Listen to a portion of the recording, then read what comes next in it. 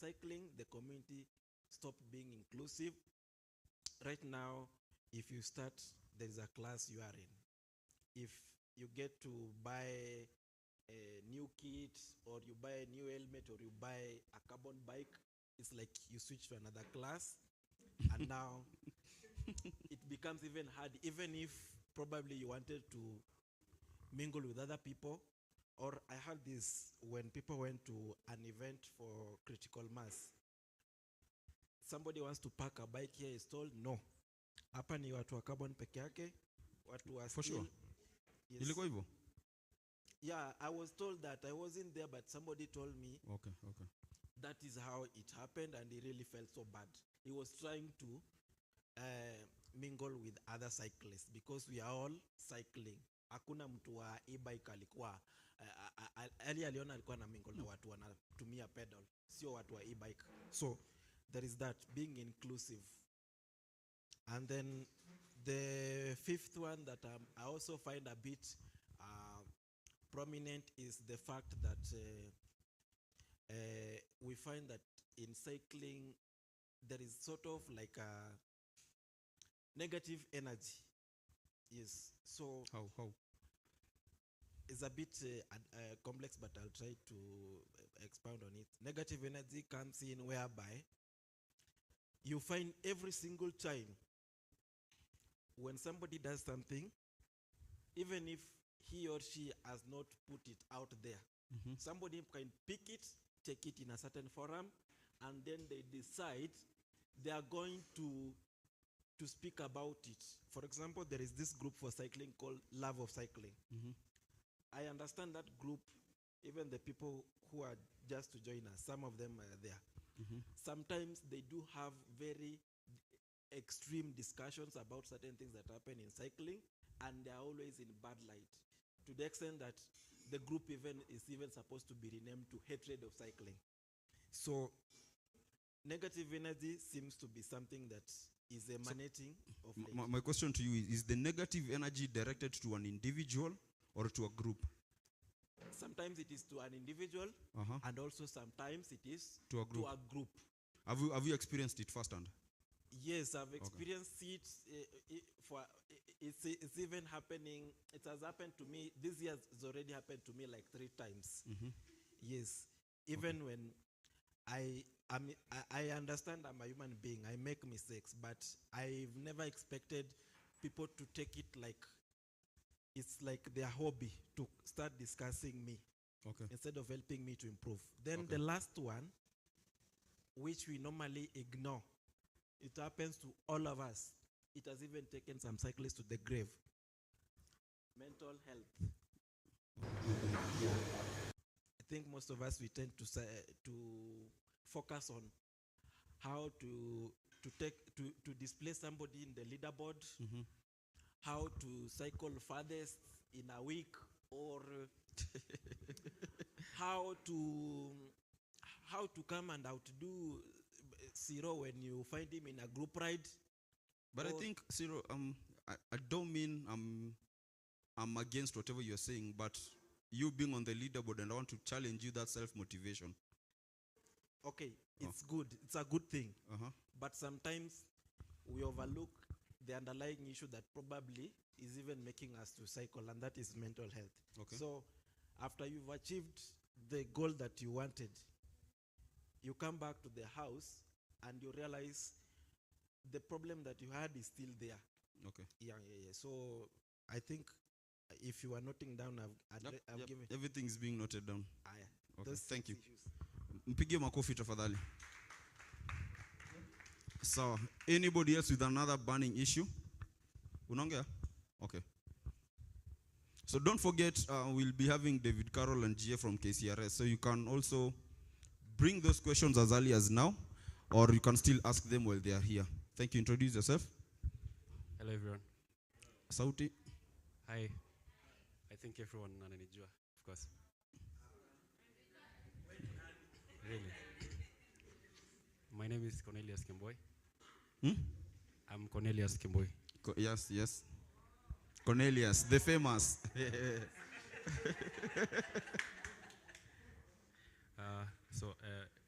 on addressing Sound guy nipe sauti kidogo, amefinya sana.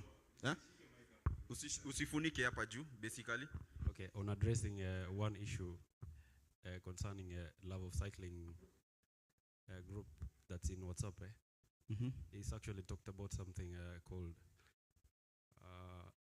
Hatred, negative energy. yeah, about the negative energy towards cycling in Kenya. Actually, that group, I find it so absurd to be called love of cycling, because if you enter inside there, you'll find it that the communication actually deteriorates the positive energy towards professional cycling. It's always talking about cycling outside, majorly in Europe and outside Kenya, positively, and relatively comparing it to cycling in Kenya, of which it's very negative. Okay. So, to the professional side, I personally, no, I'm not tensing. It's just something that's really bothering me so much. Sorry. And thank you for actually bringing it up today. Personally, doing professional cycling in Kenya, that group actually, I normally want to exit the group, but I cannot do it because it can bring some negative issues. Okay. So I don't know what we can do about that group, because it's always bringing positive vibes, no negative vibes to the professional cycling individuals in Kenya, especially myself. Okay. So I'd actually wish you can address Tony. it so much. Okay, thank you.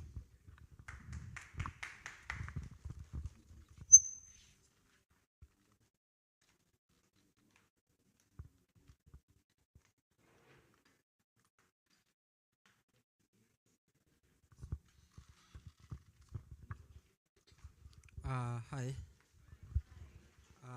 I'm Aurelius Nate. Aurelius, yeah. For me, maybe I'd like you to discuss about Aurelius. openness In terms of? in cycling races.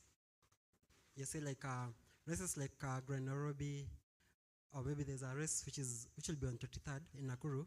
They have openness in, like, for example, when you register, they say the winner will get such amount of money and stuff, stuff like that.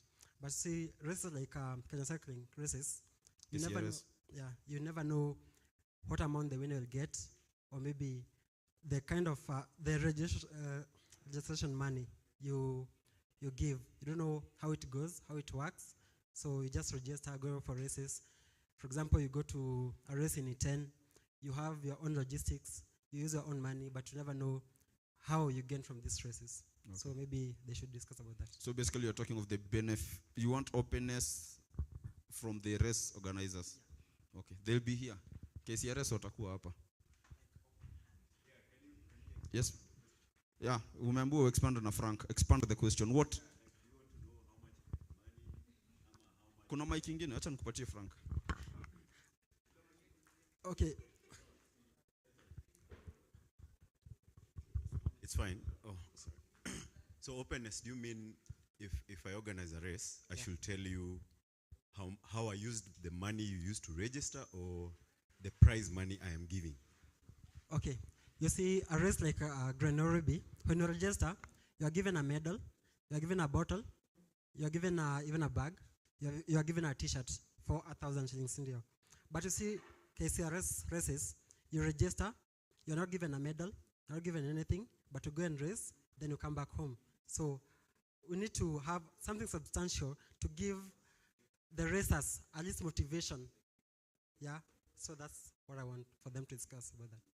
At least, even if you don't win, let them give you a medal. At least you know, I went to this race. Even if I didn't win, at least I performed.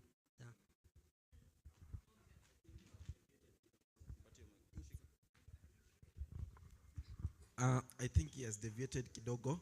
The point is trying to put across is, Frank,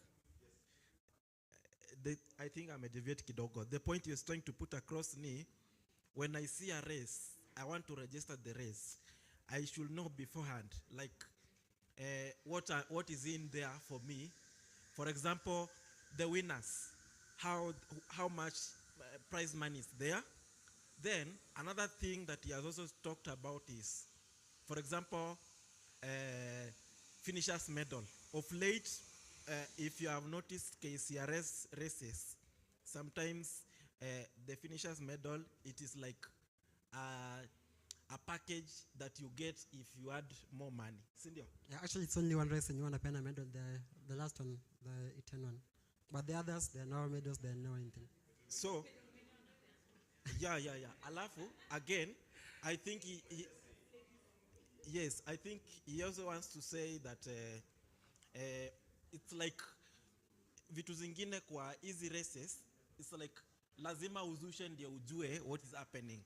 So he's saying if in future they can be in such a way that you know what you are getting into, itasaidia sana, because yeye ametumia do, amerace, amerudi home, wajukuu hawatawahi jua aliwahi enda hiyo race. Vitu kama hizo tu. Yeah, inaishia hapo, nabaki na namba.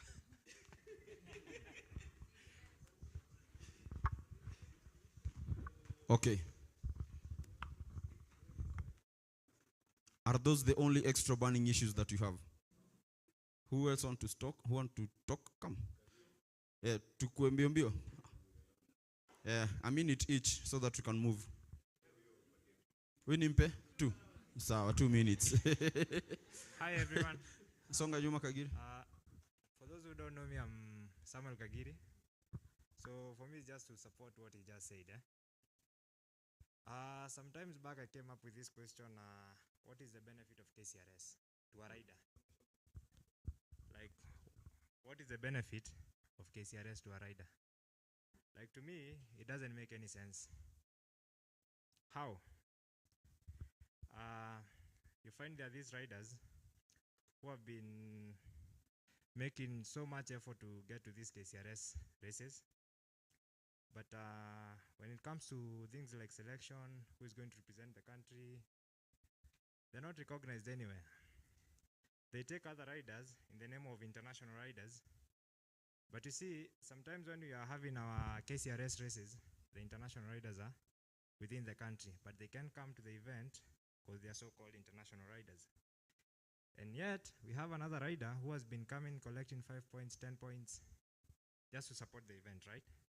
And also like to gauge his performance. But how will he improve if he's never recognized? That's the point. So like, to me, like KCRS, Okay. it's just you just get points and then that's it. So, but KCRS, let me ask you, I don't know. Is KCRS responsible for selection of international people who go out to represent their country, or it's the federation? Okay, that's a good question. That's why I'm saying, what's the work of KCRS? That's my question. Okay, makes sense. Makes sense. You know, because Okay. it's never used in any selection. There's no way a cyclist benefits from it. You know. Okay, thanks to Alice, at least at the end of the year, when you win a KCRS, you get a jersey. You can Mpigieni makofi, by the way. You know, that's what we need. When you wear the jersey next year, you're like, hey, I was the top guy in the KCRS. This will motivate me to get more points. True. But in terms of racing, how are you benefiting as a racer? Okay. You're getting the point. You'll never represent your country anywhere because there are other riders who are well known by the KCF or whatever. You know? Okay. Yep. Yeah. Come. Oh. Sawa. Wewe ni 1 minute, yende alikuwa 2 minutes. I'll just add on that. But Usifunike hapa. Okay. I'll just add on what he said. So this goes to the cycling maybe federation. They should But they are watching, so yeah, they should at least give us a way on how they select those people who represent us. It's like the African race that was a month ago. Those people who represented Kenya, we don't even see them in races, but they just represented Kenya. Yeah, so they should at least be open on how they select those people who represent us. okay. Yeah. I think Tony, am I allowed to say this? Tony, kuja uongele story ya federation. Wasiseme hatukuwa invite. Tony had a direct contact with the guys from the federation. I don't want to say something that I'm not sure of. Wacha Tony awambie what he said. Okay, maybe he's watching. Yeah, I was called yesterday in the morning by KCF CEO. CEO. Yeah, would have been good angekuja hapa ajiintroduce. But yeah, I called me in regards, I think he saw the poster for this forum. Then he told me maybe, yeah, there's been questions cyclists have been asking. And he said he's traveling with the team. Do you guys know the team? Thank you. Exactly, that's the question. What formula do they use for the selection? Yeah, it was to talk about cycling, the team's selection, but I don't know how we are going to do it. I had asked him last night if Zoom is okay, then we put him on screen. Pass this mic to everyone to throw those thorny questions. But let's see if it's possible, if we'll have time, because this is our thing. This is our thing. Oh, you can call him. He's at the airport. Let me talk to him, then we'll see. If there'll be time, we'll put him. But if not, ataweka such an event another day for himself, maybe the federation. So yeah, I think that's it from the federation. But I think KCRS PIA, they'll be in a few. I've talked to them. Then we'll see about it. Asanteni sana, keep calm. We're just getting started.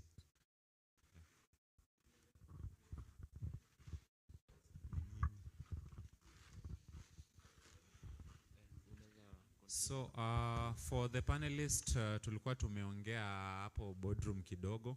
I think we can't have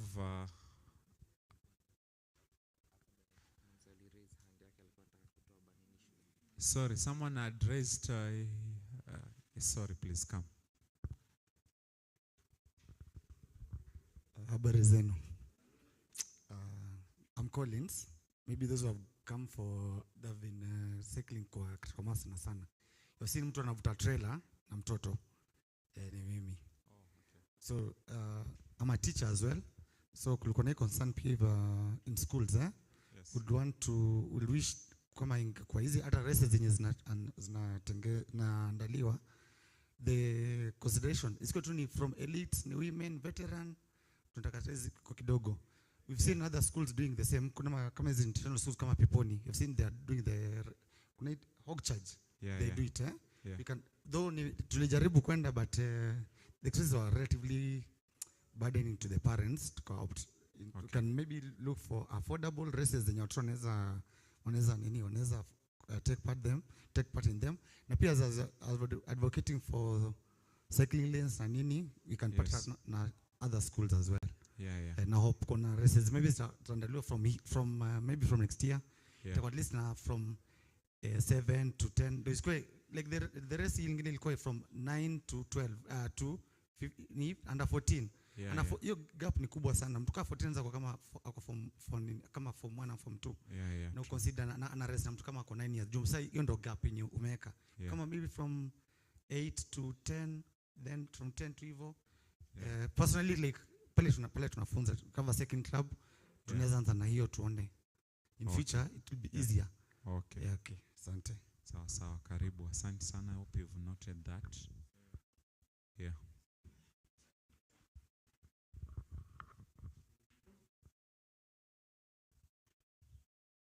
So right now, we want to have the first group of panelists, 4. We have decided to break them into 4 so that we can have 2 sessions, so that we can have different ideas. Tukiweka wote pamoja, the ideas might flock and be similar. So they will introduce themselves. I'll just call them by the names of their clubs. And we have an open discussion. Hope you guys are enjoying so far the way we've started. Sindio? Maji iko, ukimaliza hiyo tunakupea maji ingine. Sawa? Chakula ndiyo abracadabra.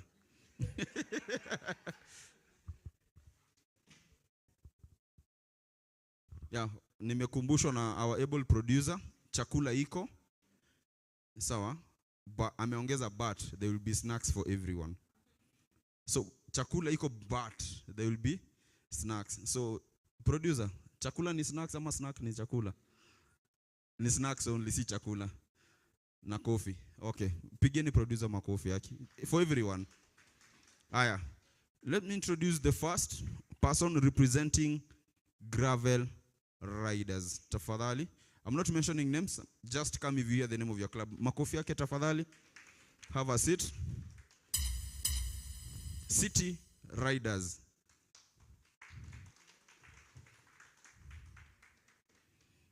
And the legendary Mama Cycling.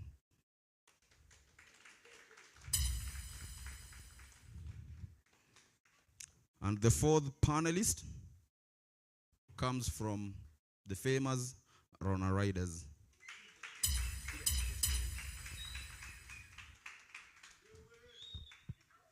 Eriko, kuja mnitolee hii na Tony tafadhali.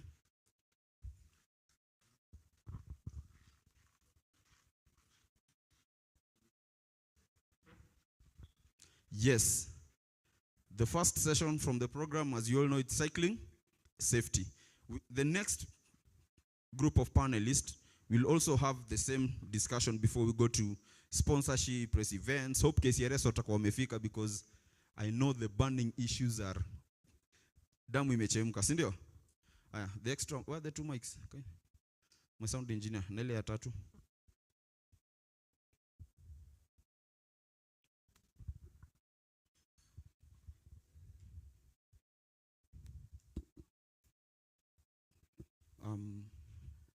Just a minute.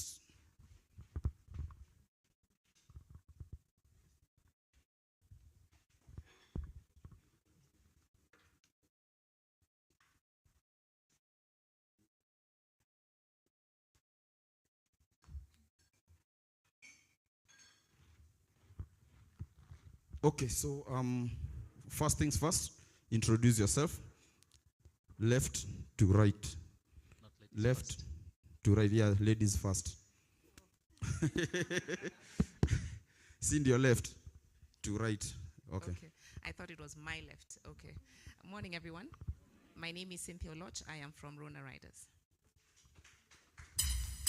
Good morning. My name is Cecilia. I ride with Mama Cycling. Thank you. Good morning, everyone.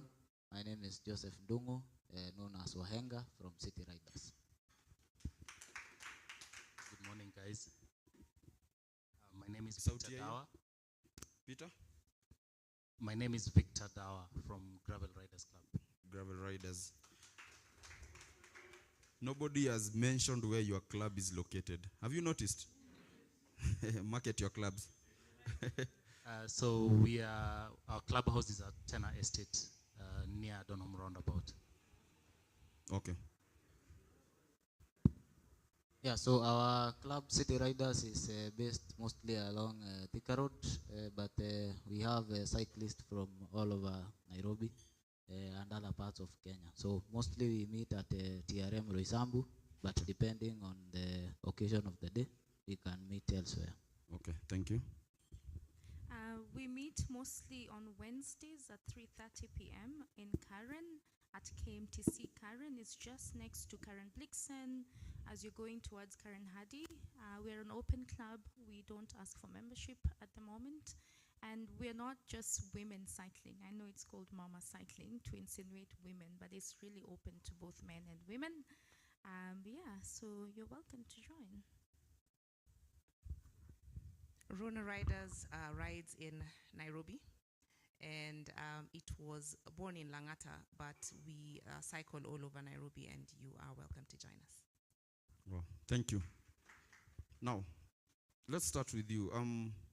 When you talk about cycling safety, basically, in a simple term, what has your club, Rona Riders, what has Rona Riders done to ensure or promote cyclist safety, whether of your clubs or other clubs? Thank you. So first of all, we believe that cycling starts with you as safety starts with you as the cyclist. So how do you ensure that you're safe? So first thing is always have a helmet. No helmet, no ride, and that's one of our policies.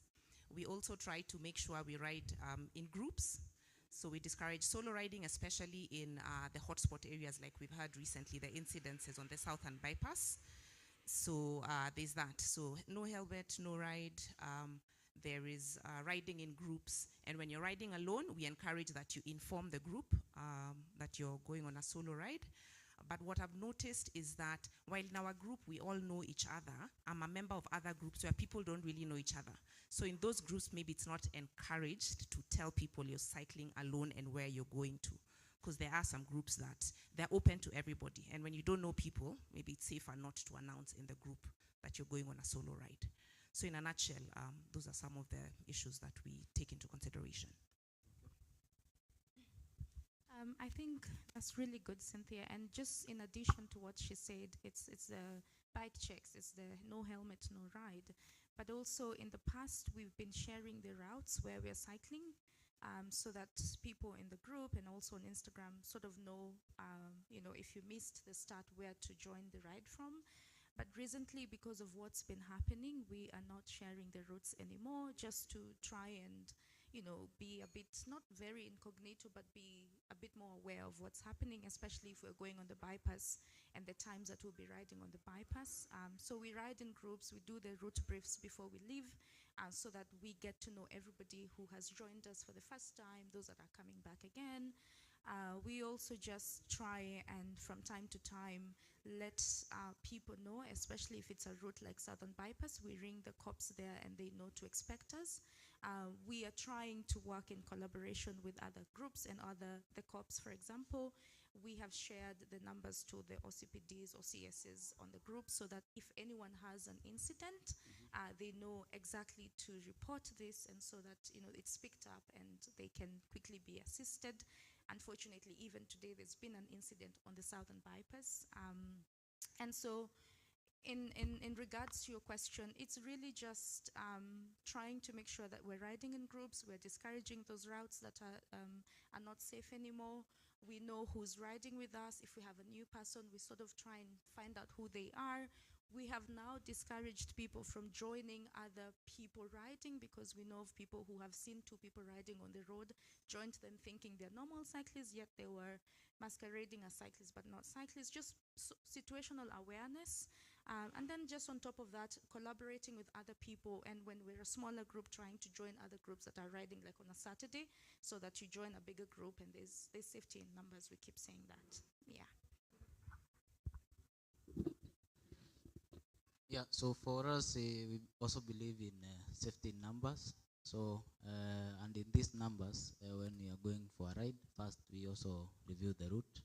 We also do a reconnaissance of the route that we are doing, map out the dangers that may appear. You see, safety is also not in the outside forces, maybe the tags. There is also safety within us. When we go for a ride, we need to be safe, come back home safely. So when we start a ride, we ensure that we encourage members, point out the importance of wearing the safety gear. That is one. Then we also advise them on how to ride in a group, because to avoid cases whereby accidents occur. So that's also on the safety matter. So we try to encourage members to learn on how to ride in a group. We advise them when we go for a ride. Most of our rides have quite a number of people. So we try to make sure we arrange them in a peloton, have marshals for their safety, and then we make sure that we try our best to keep the group together so that we get home safely. But most of all, safety in numbers, and also as a person in the gear, we encourage them to see the point in wearing a helmet. Okay, thank you. Okay, thanks for such a great question. As a club, we take safety precautions as something that we need to instill in our members on a day-to-day basis. As a club chairman, and we have about 350 members, almost every now and then I always get calls of issues happening from our members here and there. So I'm very concerned when it comes to safety. I'm part of groups that are trying to, there's a particular group that is trying to boost see on how we can boost security along the bypass, and also different forums that we try to engage in as a club to ensure that we bring the safety discussion to most people. Even as we instill safety precautions in our members, because we try and encourage them not just to be visible, to be having helmets at the same time, at all particular time. We have fines if you come to the clubhouse without a helmet, or you're just spotted riding without a helmet and is sent to a group, we'll actually fine you, and that money will go towards supporting the club. So, and we, even personally, I think safety goes beyond also our roads. We should look at safety, especially on the trails. We have beautiful trails around Nairobi, and they are not as secure as possible. There's an issue that I've also picked up with Karura, and I think we need to see on how we could come together to address that issue. Being one of the places that most cyclists visit, it doesn't have an ambulance. Yeah, well, when you have an incident or something happens at Karura, you'll be in trouble. I broke my leg 3 years back. It's fractured. I still have almost about 12 pieces of metal on my foot. I had my accident at Karura, and it was horrible just to get assistance. Yeah, I had to be carried in a truck. They didn't have an ambulance at the gate, or you couldn't find ways of accessing quick support. So we need to encourage trail managements, Karura Forest, Olulua, Gong Road Forest, and all these other guys, especially on particular days, they should ensure the ambulances. So we should come in together and see on how we can push for such kind of discussions everywhere. Okay, so my question to you is, sorry to cut you short. My question to you is, when Ciro was here, he talked about onboarding, how you onboard new cyclists into your group. And you've just mentioned that if a cyclist comes to your ride without a helmet, you fine him or her. So, I'm new, just met you guys, I don't have a helmet, and I joined you. How do you go about that? How are you going to onboard me without finding me at the same time? We have helmets at the clubhouse, so whenever we're having rides, if you come the first time to ride with us and you don't have a helmet, we'll always find a helmet to give you. So that is one thing that we do. Okay. Most new people don't know about this, so that is one thing that we do. Okay. So after that, there's no excuse. Okay. Or whether you're just coming to have tea at the clubhouse, and you're from your house and you're coming to have tea, and you don't have a helmet, we are going to fine you, irrespective of the day. It doesn't have to be a ride. Okay, thank you. Cecilia? Sorry, just in addition, and I know Cynthia and I forgot to mention this because I know they do this too, is we also encourage our members to have the safety road ID. Safety? So we have an in case of an emergency folder where we then take details of people and then encourage them to purchase the in case of the road safety ID.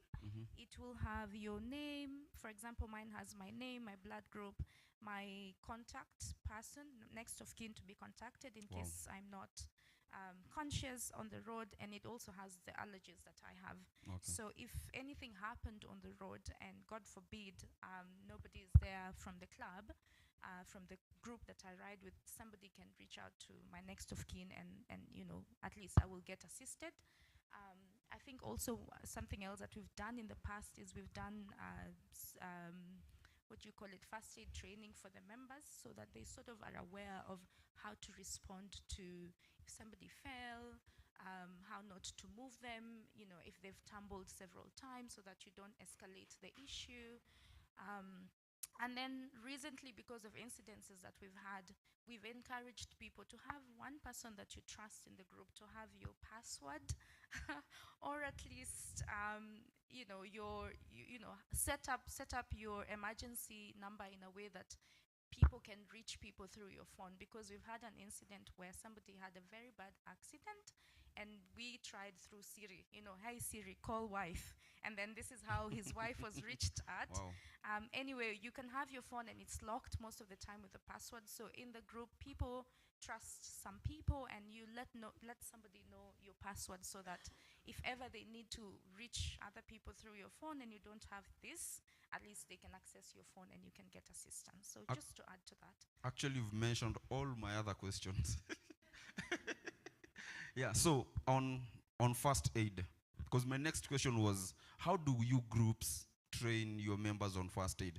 How occasionally do you do that? Because I will come to this right today. Just because you trained people on first aid last week, you won't do it today. You know, like if a crash happens, is everybody in the group able to respond to the crash? Or kila mtu atakuwa, pigia Cecilia, pigia Cynthia?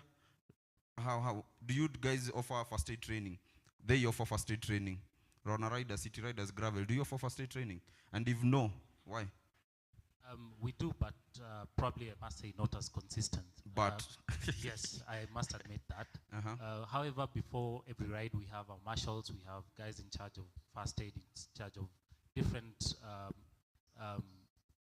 areas that will affect our ride. So we have guys leading the park and all that. We have guys staying at the back to ensure we have technicians. So we ensure that all areas of safety are catered for. Even first aid, we have somebody who is in charge of first aid, and we'll always pick the necessary equipment for first aid before we leave for rides. Okay.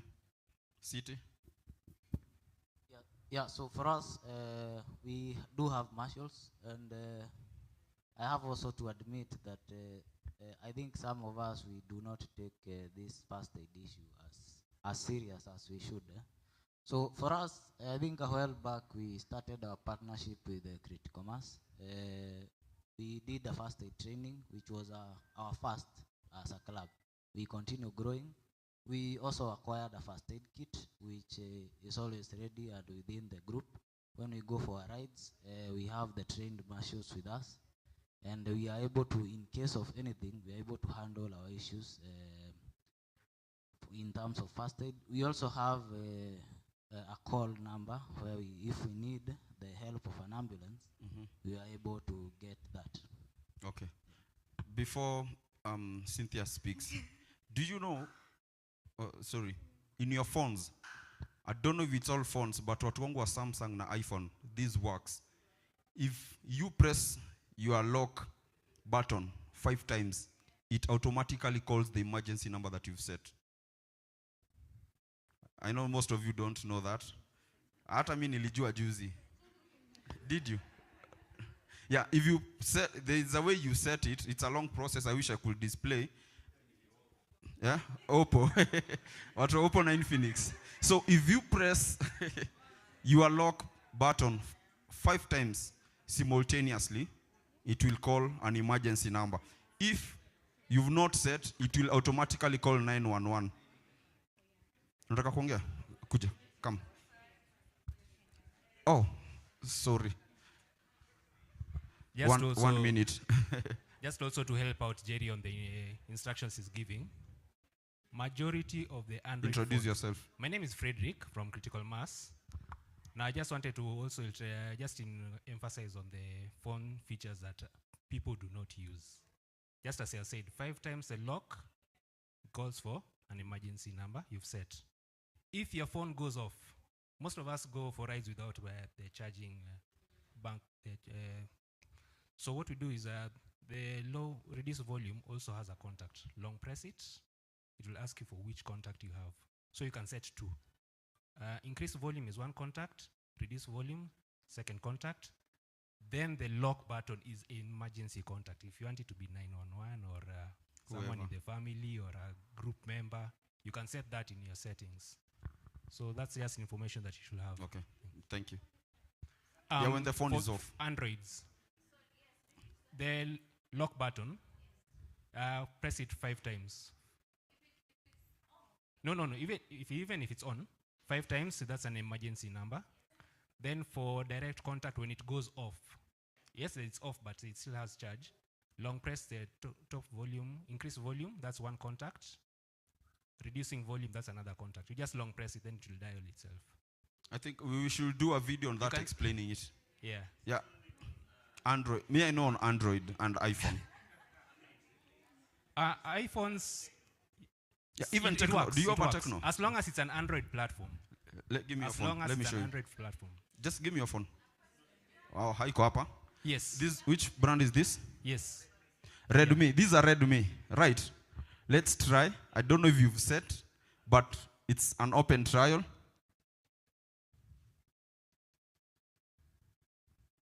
Emergency SOS.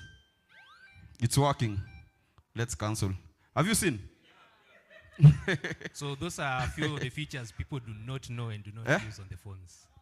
Okay, sawa. Yo, me yangu nimeset, and let me be open. My first emergency is my wife. My second emergency is Tony. My third emergency is my mom. Sawa. So sasa shida na Samsung ni Bixby. Yes?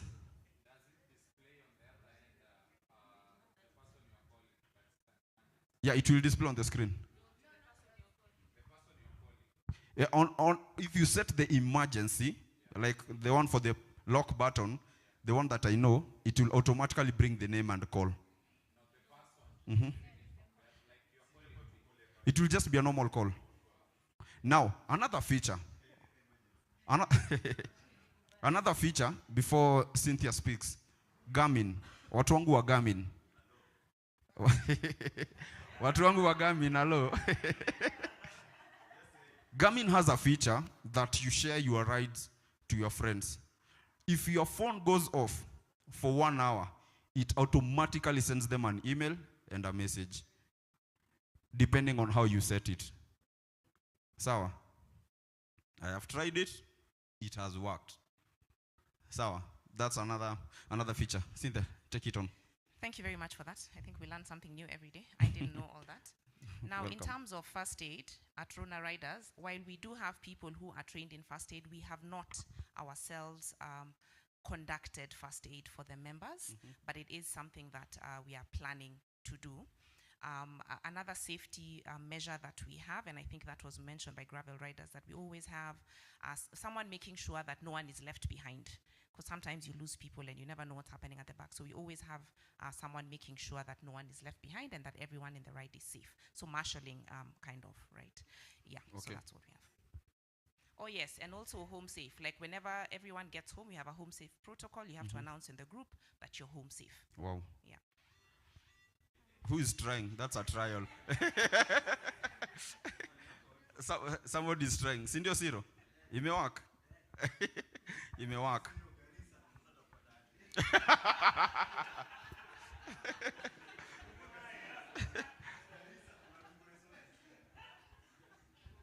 I just wanted to add and say, in terms of the first aid training, we tried to have one this year, but it's become really expensive. So I don't know if it's a collaboration that we can look at to have talk to. It used to be St. John's the times that we did a long time ago, and it was about 40-something thousand for a group class. So if we can collaborate and have some people from each group maybe trained, and we can all chip in. What if I suggest this? That's another trial. Guys. No, but I'm loving the fact that you're trying it, yeah? Yeah, now you know. On to your point, what if we do this? It's just an open suggestion. It's just an open suggestion. What if we organize, not we as Wafinyi, we as cyclists, organize an open first aid training ride where I think critical mass have to play a very big role on this, because no group pulls a crowd like they do. Tuende pale Arboretum, where they held the anniversary event. We train all cyclists on the basic first aid training. It is expensive. That is where you groups come in. If we ask for small donations to cater for the location, the logistics of the trainers, will you guys participate? Will you guys participate? Tony, take that into consideration. Okay. Ati? Nimeshtuka bana. Hope you guys will take that into consideration, right? Yeah. Now, somebody from YouTube has said this.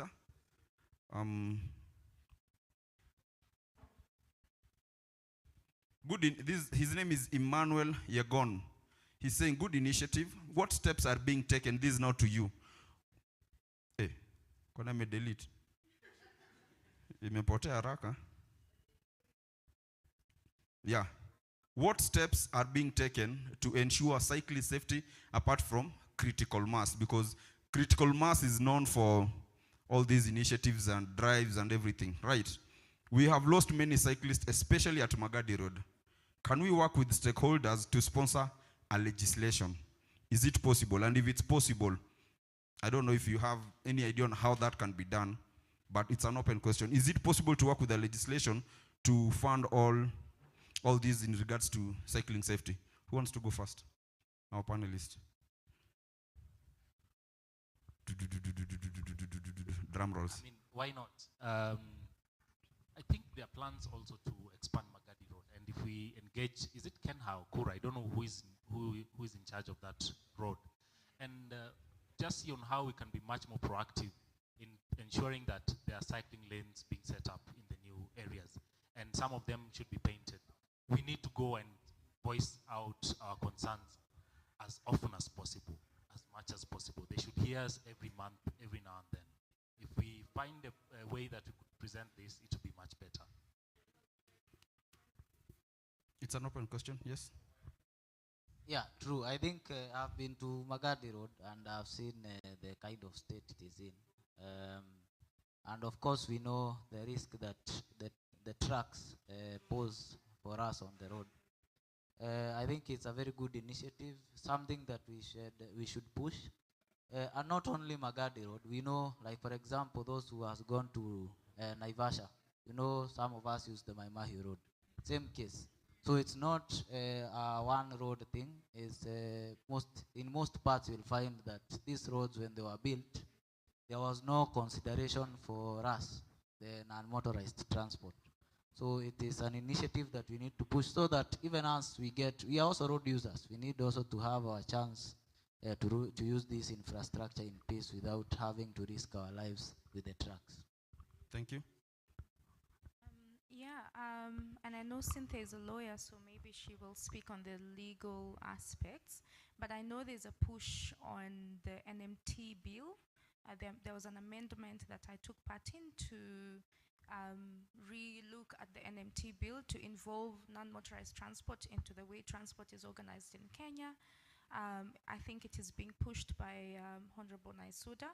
We are hoping that this will be picked up in the next financial year, so that I was really sad to see, like, even the road, the expansion of the current road. I was hoping that when marking, there will be cyclist lanes, but I mean, we have 3 lanes and there's no cyclist lanes.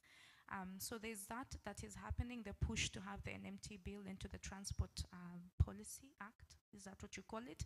And then there's also now on the bypass a push from all of us cyclists, just really an effort to have a police post, which is now there on the southern bypass, so that if anyone is at a risk on that bypass, which it has been really an area of concern, at least they are patrolling up and down the bypass and into the bushes, so that nobody is pulled, attacked and assaulted into the bushes. So I would say collaborations with people like the National Police, collaborations with people like Kenha, because that is their space. They're allowing hopefully they will allow the container to continue staying there, and then also with just us cyclists, so that from time to time we can ride there, have talks with the police, drop by if you have extra water, drop by.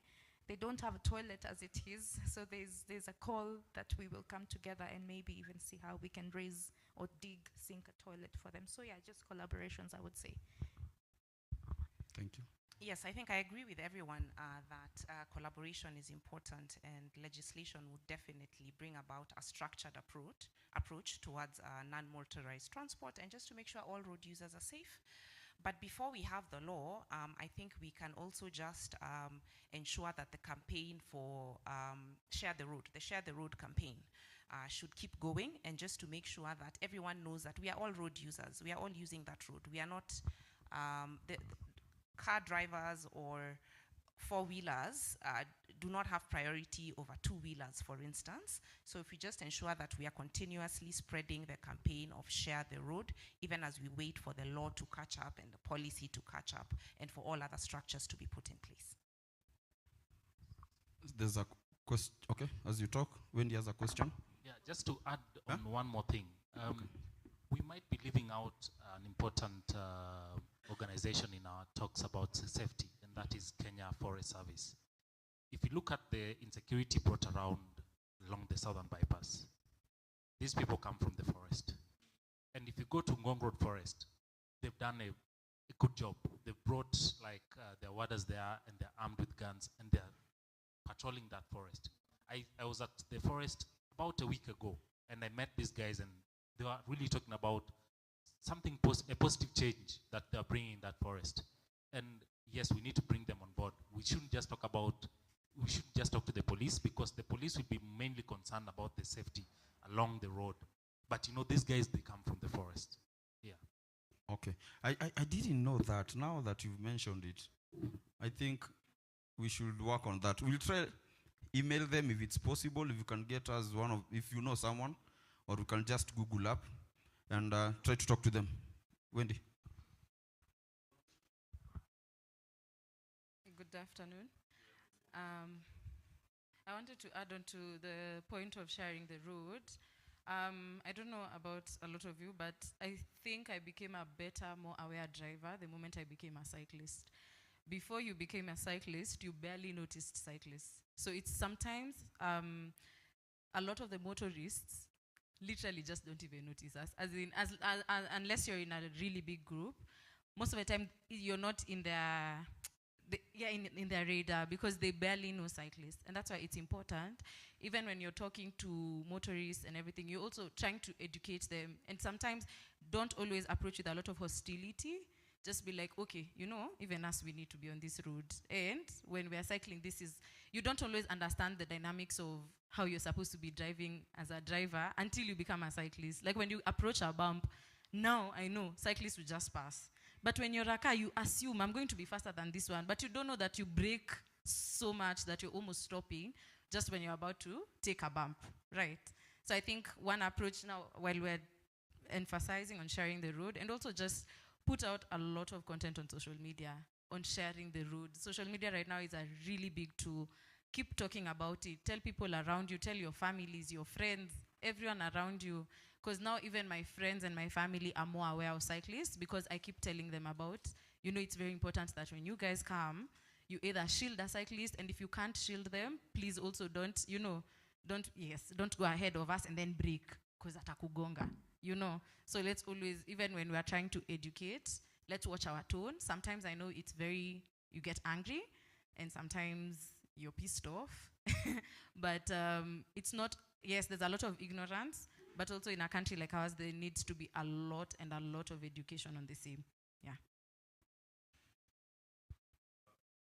Sorry, I was going to say the same thing, because ukitukana mtu, he becomes more English, please. You become more agile, aggressive.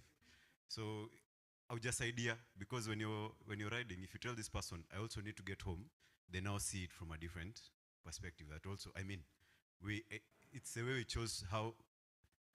It's the mode of transport we chose. I've chosen to go this way with a bicycle. You've chosen to do the same in a car. So we're all using the same road, and we need to be on the road, because how else? I'm not going to pass on the bush. I'm going to use the same road, either walking, riding a bicycle, a motorbike. You know, all of us need to use the same road. And also about the KFS, there's a guy who used to race for Tibuita, basically garage. Yes, called Titus. He's a ranger, and I've even met him at the Ngong, the windmills. So he's a good contact you can use. Thanks.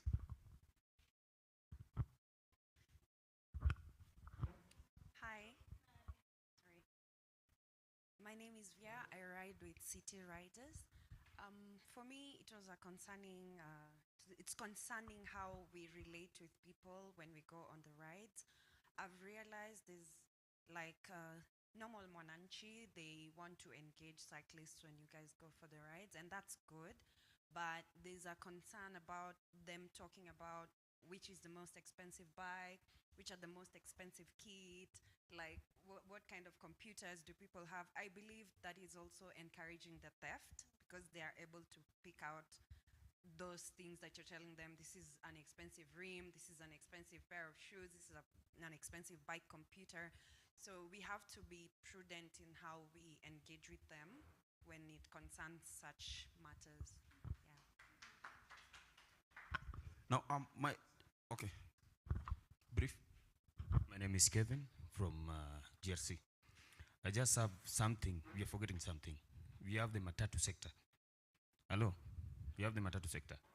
And then, like me, I use Eastlands a lot. Eastland is very hard to ride. Sawa sawa. We do it every day because God is also watching. We do it every day. Jogo Road, madness. Sawa. And we have Juji Road. Sindio. So if you come to Jogo Road, we marked it. How many years back? Nani anakumbuka? So now, for example, sindio hii barabara, at the end, it used to be a straight line. But now, you can't see it. So when you're riding on that side, barabara yenu iko wapi? Enda huko. So we come back, you say that I talked to this guy on a soft tone. Is it really possible? Let us not assume, tafadhali. To assume, I'm also a human being. I can get agitated. Sindio? Sasa makanga amenitukana. Na anataka kunipiga. He wants to fight me. So I'll just anipige, sindio? Just a minute, please. Kidogo tu. So my point is, if we can put up a forum, bring the matatu sector in board, tuongee na makanga, because kuna makanga wamesoma, lakini now it's like these people for pikipiki. Hata kama amesoma aje, akiingia kwa mambo ya pikipiki, the same. Sindio? So that's what I think we should do, and also we should set the lane is supposed to be seen. Sawa sawa. Thank you so much. Yes. Okay, just a minute. I think all these issues we are raising is because we as cyclists don't have visibility to the public. I think my first question is to the panelists, to you all, what should we do? Yeah. As you think about it, there's a point here. Mr. Kekusimama. Hi. About the matatu, bringing matatus on board, and I think Critical Mass works with Flown Initiative. They work to improve transport around public transport. So I think we could partner with Flown Initiative to do that. Yeah. Okay, thank you. Our panelists, what should we do? Because it seems cycling in Kenya, as much as we think we are many, we still don't have the visibility to the public. Kevin has talked about Jogo Road madness. I have been hit by a forward traveler into the sewage line before. Let me tell you the truth, it's not a good experience if you've never been hit with a car. But thank God I was conscious. When I fell into the sewage, my hands were on the Garmin and on my pocket. It's true, because that's what happens on an accident scene. They first come, before they help you otherwise. So, panelists, what should we do to increase cyclist visibility to the public, more so the public sector? Transport sector, sorry. It's an open discussion, anybody can talk.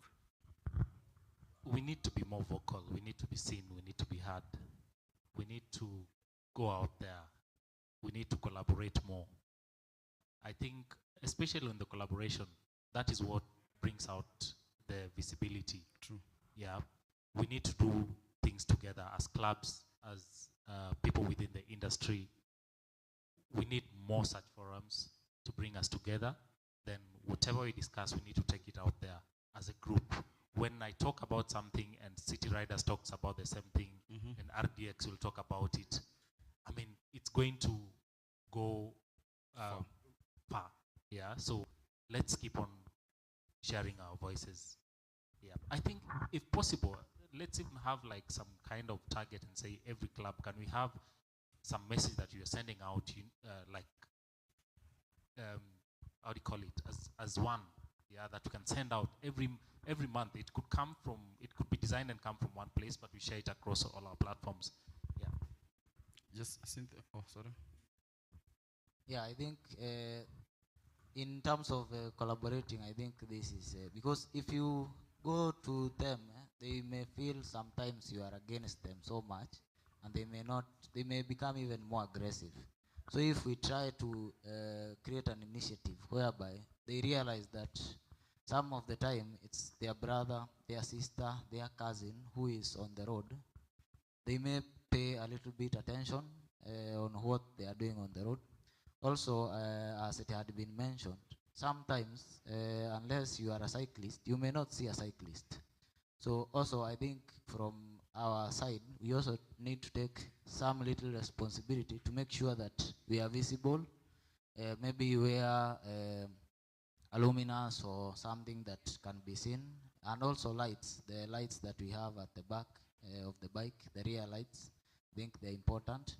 I think these matatus, whether the border borders or the matatus that we have, they have these circles or these umbrella organizations that they have. I think it's one of the ways, I would say, that we can reach out to them, have sessions or multiple sessions with them, so that we discuss these matters. I think road safety is for all of us. Yeah, so even for example, I don't know, because even insurance companies, most of us, for example, are not insured. It's a problem that we have as cyclists. Sorry to cut you short. I have a friend who runs an insurance agency. He attended last year's Grand Nairobi. He saw the amount of cyclists, and I told him, Mr. Nathaniel, this is a business opportunity. These are thousands and thousands of cyclists. Do you know what he told me? These are thousands of cyclists, but these are thousands of vulnerable people. No company wants to lose money. But he gave me a shortcut. If you take, how is it called, the home cover, people who know about insurance, domestic, if you take the domestic cover, then you are insured. The challenge is it's expensive. Property, you and whatever you, like the one I've taken, if I lose this phone, they're going to take care of it, as much as I'm not at home. You see, so if I lose my bike, they're going to take care of it. But it's a long process. I'll take you through as we go.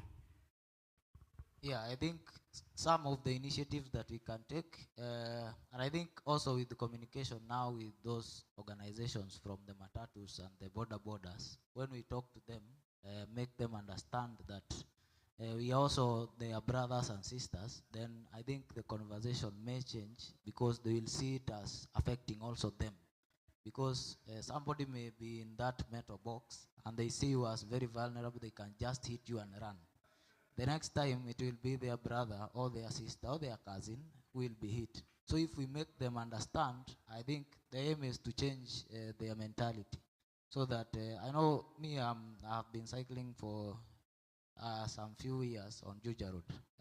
It's one of the most chaotic roads. People from Dandora, Kariobangi, sometimes those drivers are high on other things, and it's a challenge. So it's a bit of communicating to them, let them understand that this is something that is a concern for all of us. Yeah, you know, when you asked that question, I was actually thinking, what haven't we done? Because so much is being done in the small groups that we have. And I think, just to agree with what we've said, I guess it is really to now come together and collaborate as riders from across the country, so that then we're able to say every quarterly, as representative or as cyclists, we then meet with Matatu Owners Association, like he said.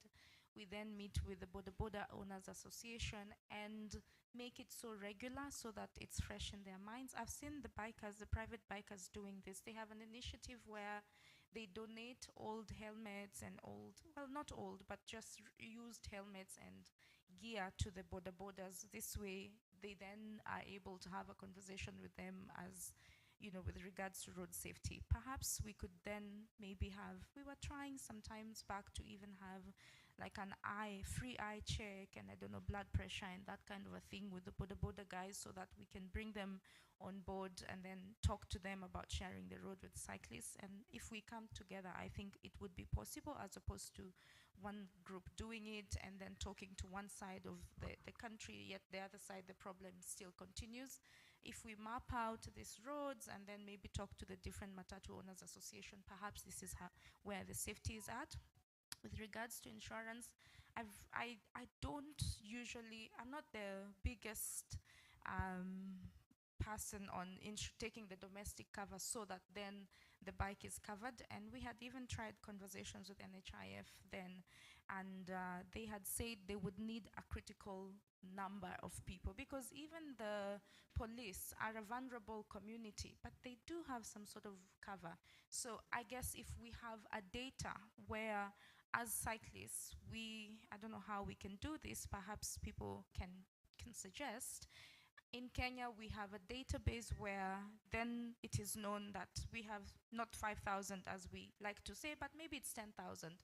Maybe it's even in 30, 50,000. Then we take this to an insurance provider. They then might consider. But without the data, then they don't know how many numbers they're working with and what the bicycles might cost, I think. Because some people might not, a lot of us will not afford the domestic cover, which is then as an extra, you need to then top up and pay for your bicycle. So I think it's just coming together, and really I'm insisting on that because we have seen what it has done to the Southern Bypass. Okay. Yeah. Thank you. Thank you. Just to add on to everything that has been said, and I'll just repeat something I said earlier, that first of all, you're your own advocate before you expect people to advocate for you. So in our own spheres of influence, wherever you work, your families, are you telling them about cyclists and safety on the road? If you have drivers in your family, in your workplaces, if you're ever on a boda in a matatu, do you mention? I mean, so in our own spheres of influence, let's speak about it. Let's advocate for ourselves before we expect other people to advocate for us. Okay. Thank you. Now we want to move to the next group of panelists. But we want to thank you guys. It has been good. You will be coming back again. I believe you've been told. You'll be coming back again. And now, kindly, clap for them as they take their seats. Then we welcome the next group of... The English that has been spoken here. Hey, hey. What? Lawyer. Yeah. Advocate. Yeah. That's good, that's good. Thank you guys. So, yeah, as Cynthia said, you need to start with yourself. Personally, I take Matatu route, Eastlands route, and I usually sit hapo kwa cabin. Not to forget, I have been in the Matatu industry for I think 4 years, as you all say it, Donda, Makanga, way back. Let me tell you, they're not rowdy just because they want. They are rowdy because that's the culture. So that's the question should be how to change that culture. Then someone on YouTube by the name Frederick has suggested one of the best ways to deal with voicing out cyclists, it should start at the driving schools. Immediately somebody enrolls for driving, the school has to educate the learners about cycling and cycling safety, of which I think we will do something about that. In the meantime, sorry, I'm used to events. In the meantime, so right now I want to welcome the next group. I'll just call the club. The representative will come forward and introduce he or she, himself or herself, sorry. Team Psych, makofi tafadhali. Followed by RDX. Followed by the Adventurers, Bicycle Safaris. and followed by the biggest, the baddest, the sophisticated, the dangerous. Anyway, followed by critical mass. Karibuni sana.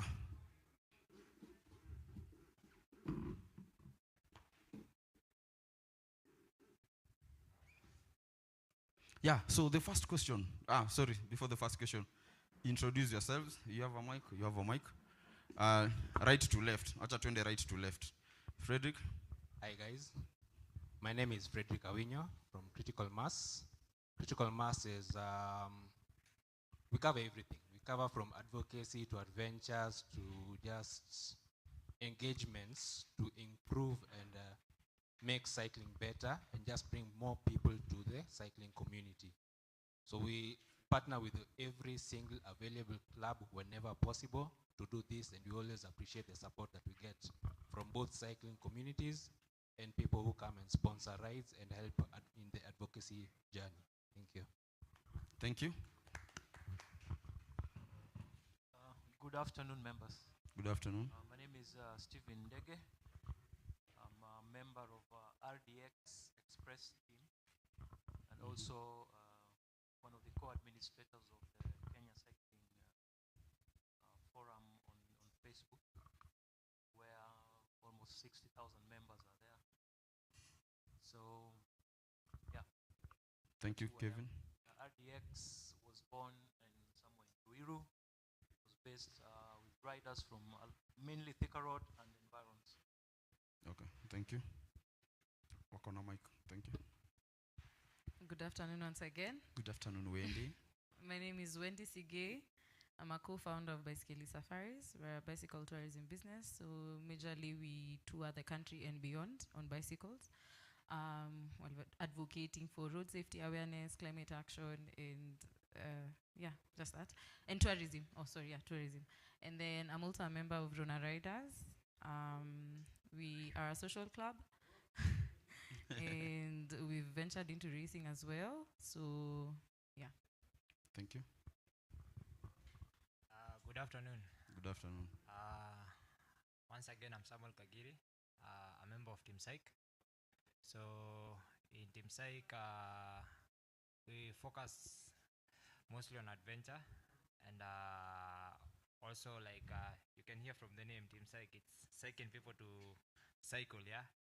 And we also do racing, as you all know, like I coach a group of young kids, so we try to encourage them to do racing and show them the way forward as we also participate in races. We are located in, where we normally start our rides, it's in Garden Estate, First Avenue, and we have riders from all over Nairobi. I can't say a specific area. Thank you. Yeah. So, clap for them. So we have heard, you've been here, you've heard. Now it's your turn. What has your group done to promote cycling safety? Frederick. For critical mass, there's a lot that has been done for more than 10 years. Critical mass, for one, pushes for rides every last Saturday of the month. That was just initially for everyone. But because of the pickup of riding and the challenges that have been faced in riding, yes, we've had to split the rides. For you to come to cycling, you have to start at a young age. So we've introduced Toto's Mass. Yes. Toto's Mass is for the kids, young kids, from 5 to maybe 14. So that one is on every second Saturday of the month. Ladies are vulnerable. Riding for the ladies is not as easy as it is for the gentlemen. For that, we've had to introduce a ladies' ride. Yes. So ladies ride every third Saturday of the month. Because for them, we are introducing them to the road and also helping them maneuver the dangers of the road in protection of the marshals that are trained to handle the ladies. So with these rides, at least we are able to advocate for more and more visibility, because if most of the weekends you see cyclists on the road, you'll be more aware. You cannot be aware of what you do not see. But once you see them, you say, yes, these groups are there, they exist, and the more and more you see them, the more and more you'll be aware of them, and you'll give them the space they need. Also, on top of that, Critical Mass also did a road mapping exercise. This was to be able to tell the lengths of cycling lanes available in Nairobi.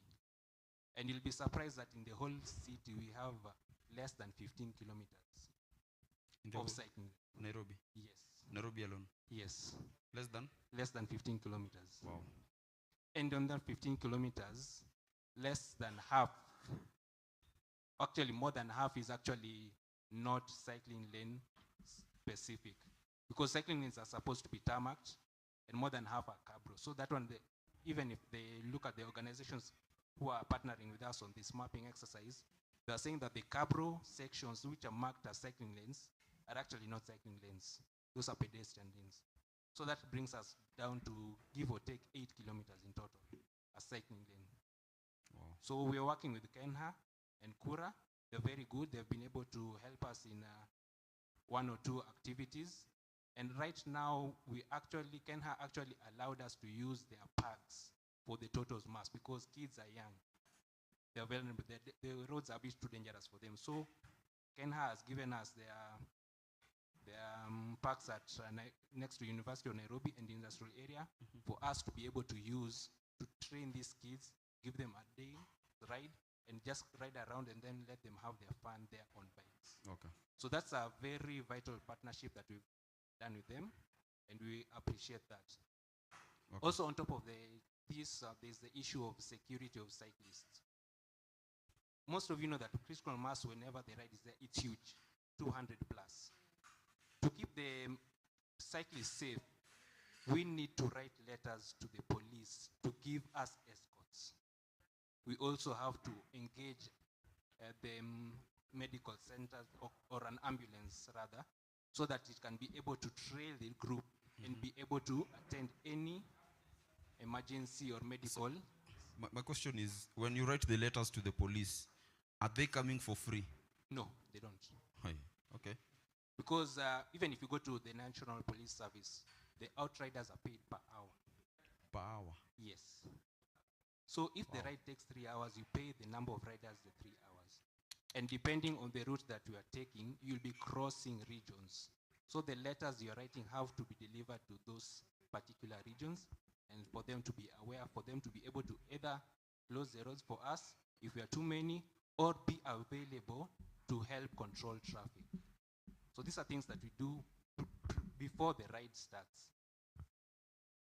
And once that one is done, we also have to get the ambulance to handle any medical issues on the road.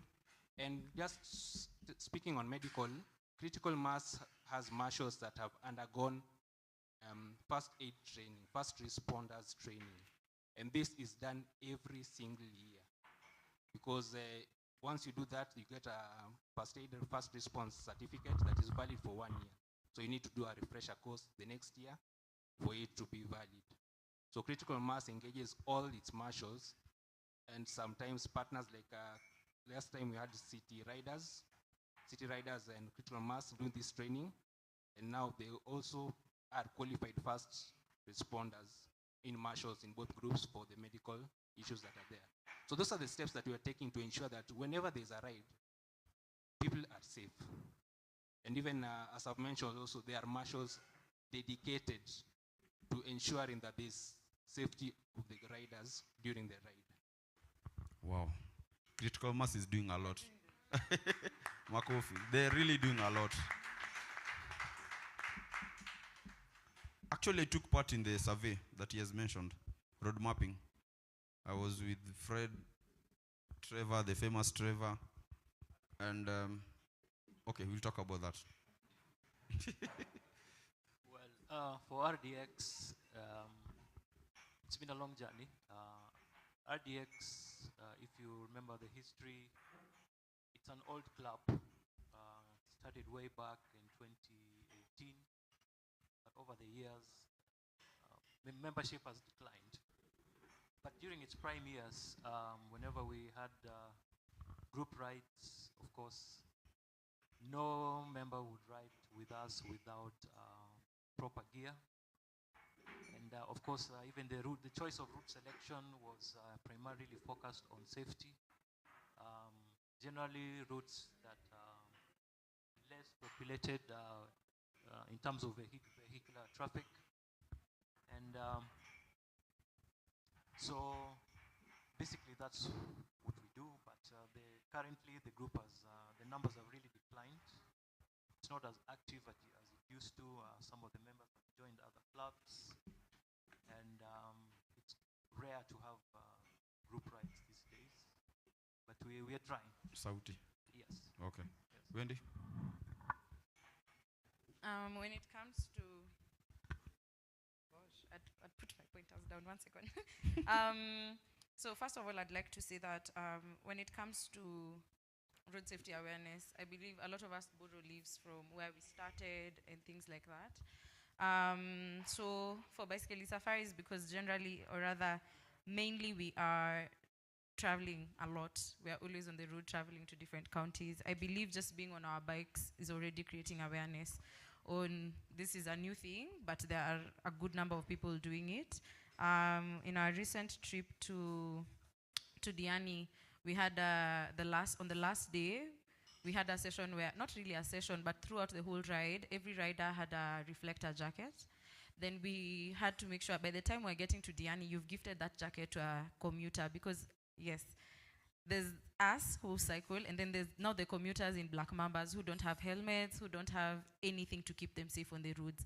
And the reason we're even having this is not just for us as a community who cycle together in different groups, it's also for them who go to work. To them, like, a bicycle is literally a means of transport. It's not part of fun, there's no community, ni kwenda tu job. So our small way of doing it was giving them reflector jackets. And what I loved about that session was every person who was gifting a reflector jacket to a commuter would actually teach them and tell them, by the way, we are giving you this because it's important for you to be seen on the road. So part of it is also just encouraging and talking to each other about importance of visibility on the road. Aside from just the normal helmets and protective gear and making sure your kits are visible, especially and the blinkers and things like that, we borrowed a leaf or two from, of course, Runa Riders, because now you can tell I'm from both. So we have ice bracelets. I call them ice bracelets. They're in case of emergency bracelets. They're very, very important. For our tours, we really encourage people to have them. If you can't have them, we also encourage people to put emergency contacts so that we have access to your contact list, just to make sure in case of anything, we've got you covered. Recently, I did, I guess with the permission of my co-founder, I recently started a small kind of ladies ride, but mostly for us, it's going to be mostly tourism. We went to Kanunga. This was in Gatanga constituency, and that was a new road for us completely, but this was a purely ladies ride. And part of the reason why we did this was so that we can teach ourselves how to take care of ourselves. Like, yes, you're saying ladies, cycling for ladies is different compare. And when we're with men, we are so safe. A lot of the times you guys just really take care of us, and we really applaud you for that. But then now we are realizing that sometimes I need to put in more work on my own, because it's not just about group rides. It's now getting to a point where even me, I have personal goals when it comes to my fitness. So we started a ladies ride, and I went with a few ladies. And for the first time, we had to learn how to fix a bike rack, put bikes on the bike rack, squeeze things in the car. You know, like, it was so different. It was so interesting, unique. But also, I believe it was a step in the right direction. And moving forward, I want to get to a point where we can encourage, we even get to know how to fix our own punctures. Some of us know it in theory, but when it comes to practical, you know, when you get a puncture, the men are just jumping there to fix things. Okay, they know. Me, I speak for myself. I know it in theory. Anytime I get a puncture, they're always meant to come help us, and I really appreciate. But moving forward, I want to get to a point where at least we can be doing a lot of these quote-unquote trainings, so that we get to just be able to stand on our own. Yeah, I think that's all I had for. Oh yeah, and home safe. Home safe is very important. Okay. Once the ride is over, actually, especially since the most recent incident we had on the Southern Bypass, I make a point to call the people who haven't written home safe in groups. I call you, I'm like, hi, what's up? Did you get home? So that it's just really important for the rest of the group to know that everyone is safe. Sorry to cut you short. My question is, we as cyclists, organizers, why don't we just do away with Southern Bypass? No, like, why don't we stop using Southern Bypass as a route? I don't think it's a permanent solution personally. Okay, right now maybe yes for a short time. However, if we tend to make it a habit where now that there's insecurity here, we are not going here, we'll end up never cycling in Nairobi. Okay. Just my thought, but I guess there's other people. It's okay. I'll come to you. I'll come back to you. Okay. What are you doing? What is your group doing to promote safety? Okay, to me, or like as a member of the group and as part of the coordinator of the rides, so when it comes to safety, Mike Sauti. Like when it comes to safety, psych. Okay, when it comes to safety, to me, I always say, you as a rider, like we all agree that each and every person is in charge of his or her own safety, yeah? So apart from the efforts that the club is doing, like to keep you safe, you must abide by the rules set by the club to make sure you get to the end of the ride safe. And among these rules, we always say, make sure you are in a group. And for me, as a part of the organizer of the rides, I always, after each and every time, I always keep moving forward and backward, checking if everyone is there. And if there is anyone who has been left behind, sometimes I either go back, because let's say guys are training for a race, and it happens that we have all these guys on group rides. They never show up for training rides, and all of a sudden during long rides, they just pop in and they want to ride, and you can't deny them a chance.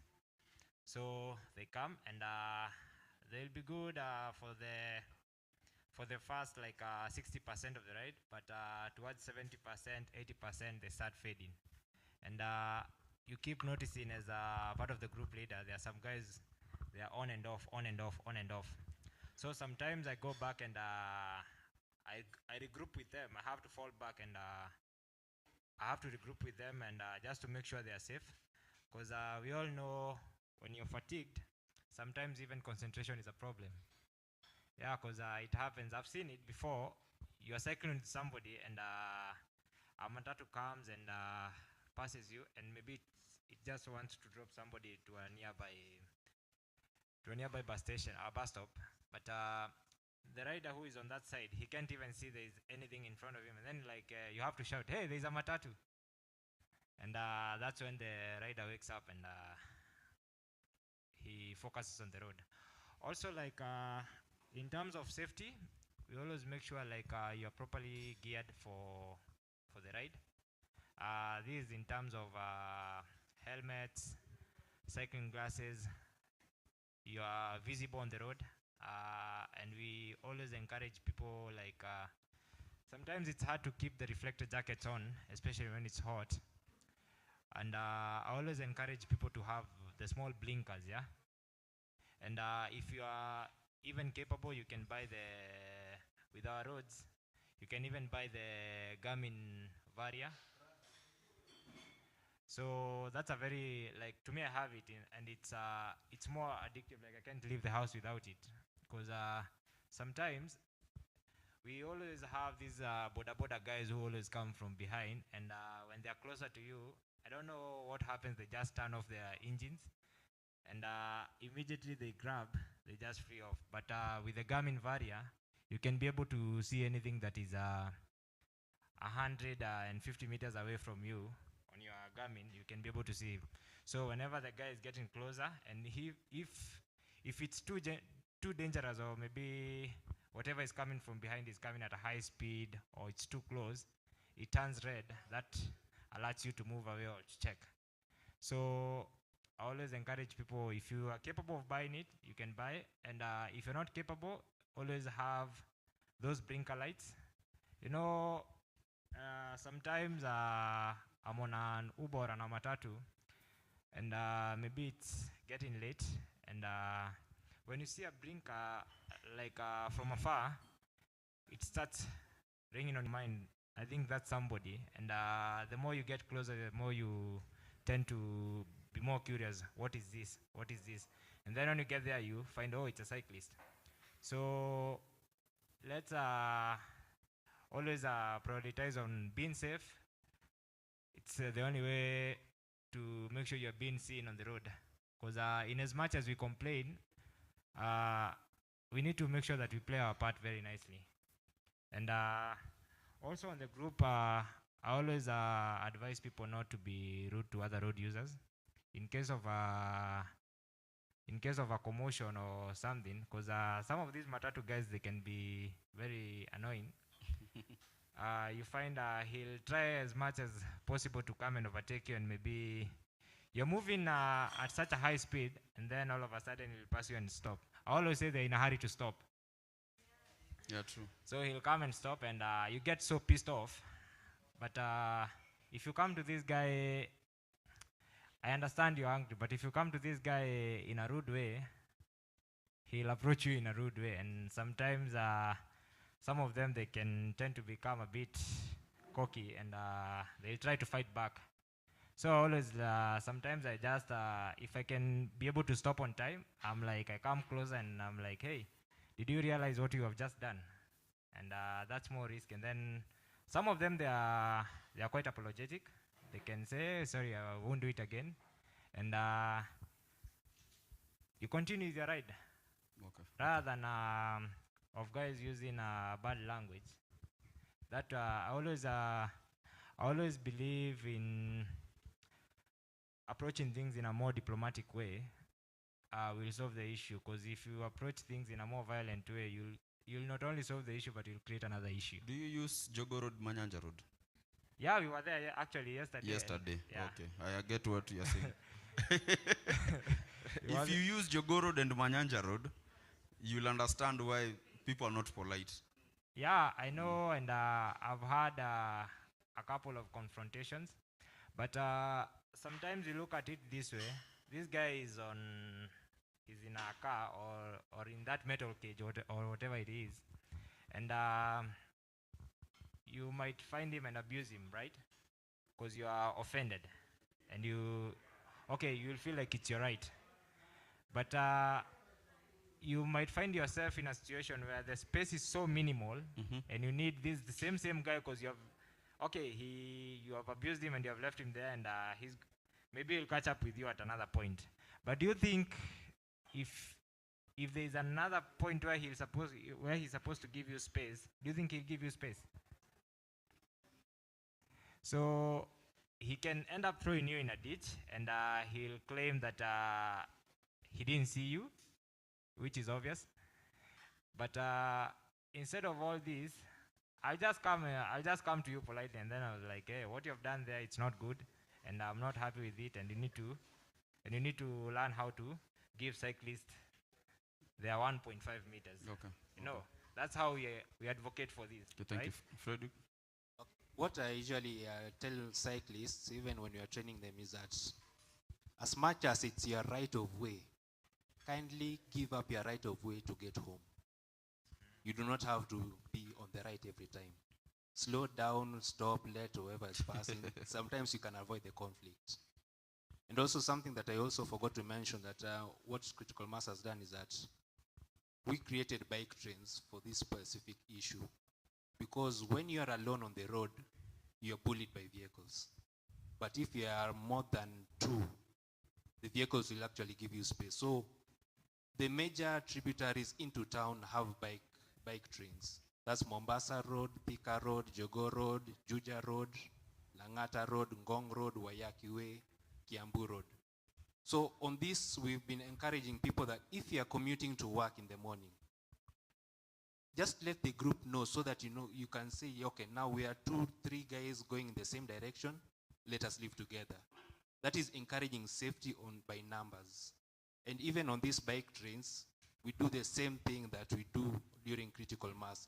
There is always a sweeper, someone at the back to ensure that everybody gets to where they are going.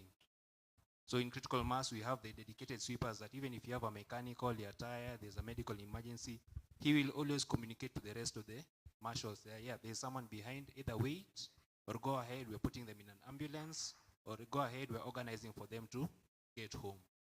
So even the other groups, we encourage you to also do the same. Have the dedicated sweeper and a mode of communication where you can tell guys, okay, this is what is happening, these are the steps you have taken, so that everyone in the group is alert and aware of what is going on. Okay, thank you. You've mentioned something. Let me tell you this. If you could ask me, you see how DJs promote themselves on matatus? Akina Grouchy. Me, I knew Grouchy via matatu, because that's what I use. If we can come up with a way to promote Cyclist Lives Matters, I think it's more of talking to the DJs to include the stickers, the banners, the posters on their videos, so that once, because 80% of people in Nairobi use public transport. You see, so at least that way we will get to reach too many people, right? And critical mass, you're doing something good. But now my question is not to critical mass, but to, I don't have any question to critical mass. To we, clubs and cyclists, the more we have 100 groups, you see, this means if these 100 groups were to be one group, we could be able to pool a huge number every ride, the way critical mass does at every end of every Saturday, the last Saturday of every month. But now imagine this. Today, there was a group going to Mundoro, there's a group going to Isinya, there's a group going to Nachu, there's a group going I don't know where. If all those groups decided to do a single ride with the numbers and the masses, that is good awareness wherever, whichever route they take, the way critical mass does. So I think that's another point of discussion. Ciro, you had something? 1 minute. Ciro to Elewana, 1 minute. One. Twende pale. About security that most of you have talked about. Yes, about security that most of you have talked about. When it comes to group rides, I tend to find it a bit involving, especially for me when I've organized group rides. I always ensure that I know who is coming and who has, and every time checking to see who is left behind. And then when we finish the ride, sometimes some cyclists, they are so tired until they never tell you if they arrived home safe. So I always make sure that I get in touch with them to see if they already arrived home. Even if you know somebody's married, you just want to check if they got home safe. So it's something that in some groups, they never do that, but I do encourage them. People like City Riders is something we've tried to help you guys. I don't know if you normally check on people. So another thing that I see that other people are trying to do right now, though personally I stopped doing group rides because it's a very stressing thing, is that know where somebody is coming from and also know their capability.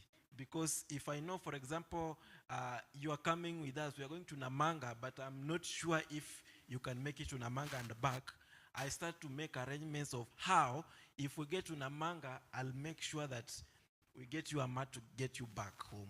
So it's something that we normally do. But on my own, I would say security has never been an issue. It only becomes an issue when it is a group ride. So I guess all of us, we try and be each other's keeper. But if you feel like you want to do group ride alone, and yes, ensure that there is somebody umeambia, like an accountability partner. Ciro. One part I'll personally disagree with you. Personally, I'm not speaking on behalf of anybody. You can't stop doing group rides for personal reasons. If anything happens to you, then it becomes a communal effect, you see. Like the guy who lost the bike at today morning, he decided to do the ride alone. But if he was in a group, it's easy, okay. You talked about inclusivity. You cannot promote inclusivity if you yourself you're not being inclusive. That's my personal. Okay. Oh, you stopped conducting group rides. Oh, okay. Okay, makes sense. Puja, 1 minute. Yep. I'll need some help from critical mass and any other person who could help. How many of you have ridden at night? Probably everyone. Apparently, our security forces believe that we need to ride during the day, and this has to stop. We started doing night rides as a club. In fact, we used to have about 80 guys coming for the night rides, a huge number.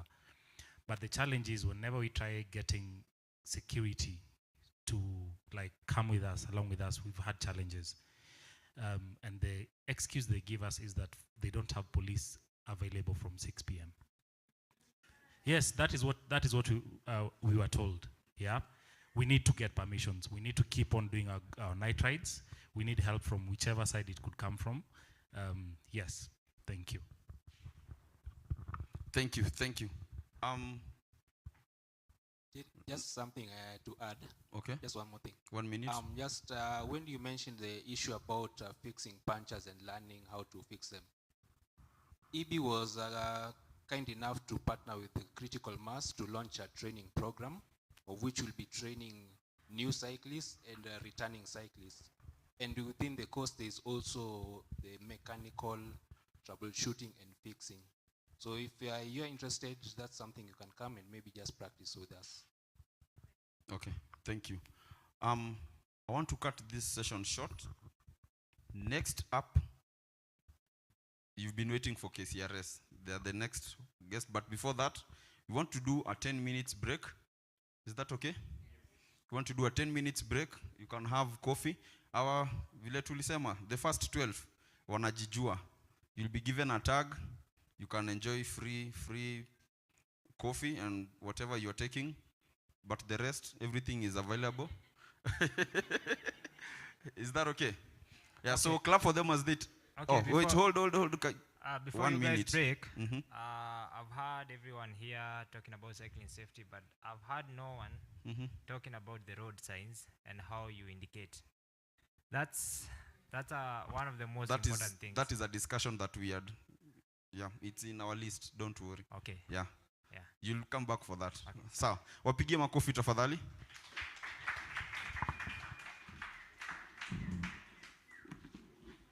Yep, 10 minutes break. We will be back.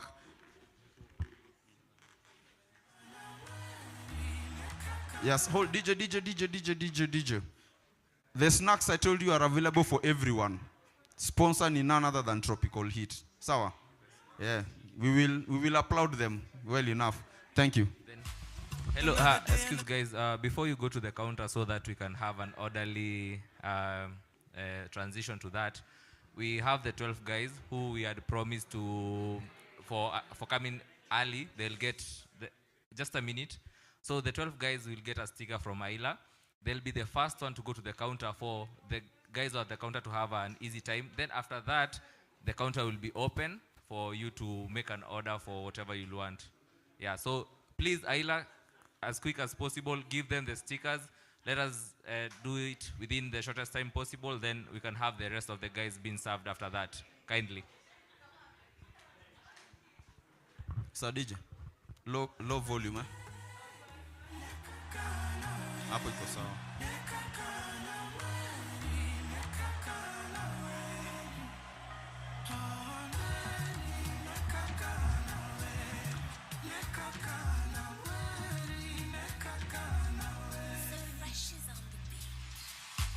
Another day, another crisis. Keyboard warriors still typing. Minilaba siku hizi spendi fighting. Na maheta hawawezi ntoa timing. Na hata wakinita guide, I know my baby will be by me. Na wakiniseti kwa IG, dawa ya watiaji huwanga silence. Niko sherehe mina vibe, na nyimu nani analyze. Huwa wonder why, me I'm just tryna catch a wine. We shughulika na your life. Niko sherehe mina vibe, na nyimu nani analyze. Huwa wonder why, I'm just tryna catch a wine. We shughulika na your life. cheki zangu zimenai. Don't you disrespect my lover. My guy. Tonight I don't want no drama. My guy. Chaber dongingeo na hero gasianda. Leo ni party hadi mchana. My guy. Sherehe na piganga na kikosi. Kwa mfuko pesa haikosi. Mademu wananiitanga kiongozi. Vile mimi hutesanga Nairobi. Sele zimeripoti. Chini tuko kwa magoti. Akiwewe usinirekodi. Kesho nipate mmesha niposti. Niko sherehe mina vibe. Nanyi munani analyze. Who I wonder why. Me I'm just tryna catch a wine. We shughulika na your life. Niko sherehe mina vibe. Nanyi munani analyze. Ooh, I wonder why. I'm just tryna catch a wine. We shughulika na your life. Cheki zangu nice. Don't you disrespect my lover. My guy. Tonight I don't want no drama. Chaber donging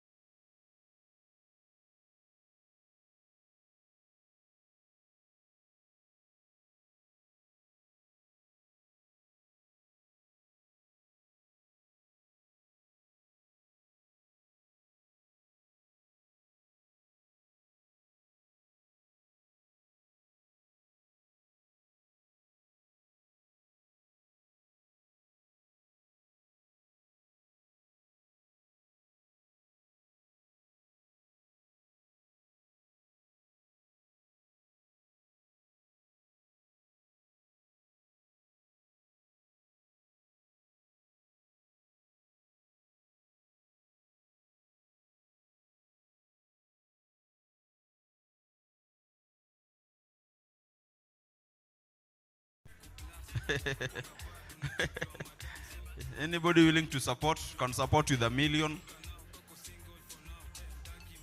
Oh, Ciro, thank you. Wow. Nemo, thank you. I can see you've. Oh, wow. People are supporting. GA, thank you. Wow. Wow, thank you, thank you. I can see your phones out. Wow, wow. DJ, pause the music while we are being supported. Yes, we are being supported. I can see people on their phones. Hope you are sending something. Huh? Wow, wow, 10,000. Wow. Yeah, Ciro sent 10,000. So you should double.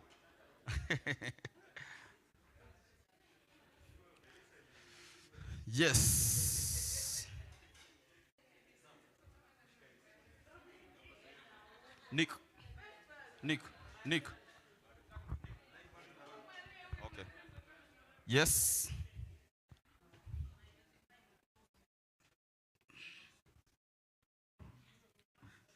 Kumbe panelist walikuwa wanasikia vizuri hivi.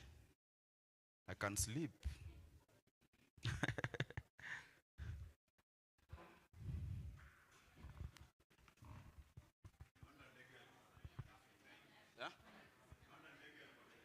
Yeah, hiyo kiti ni comfortable sana. Tony, umemaliza?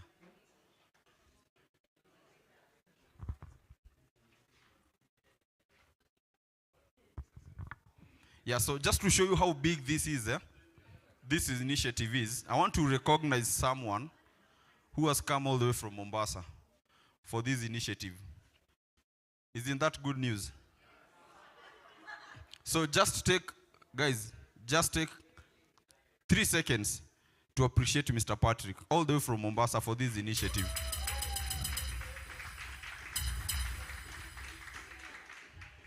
You can imagine the kind of issues that are affecting cyclists for someone to come from that far.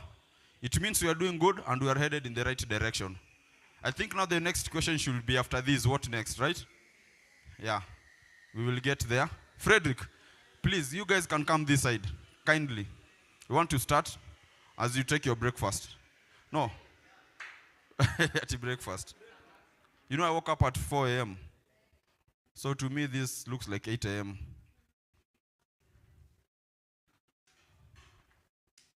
All right. I'm waiting for them to settle down.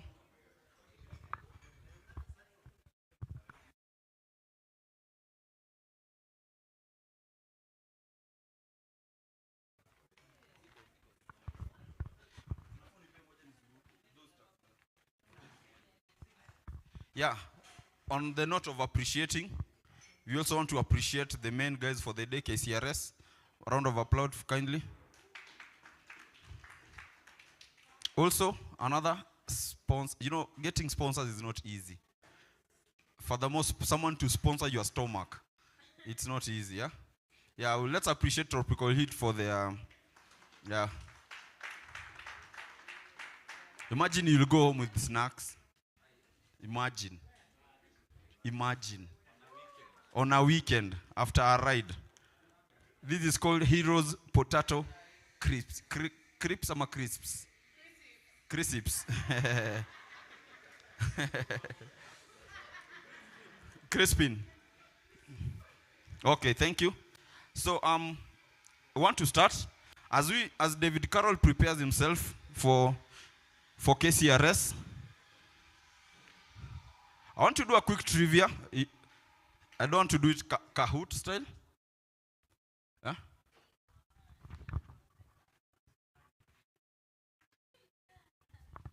Yeah. Wait.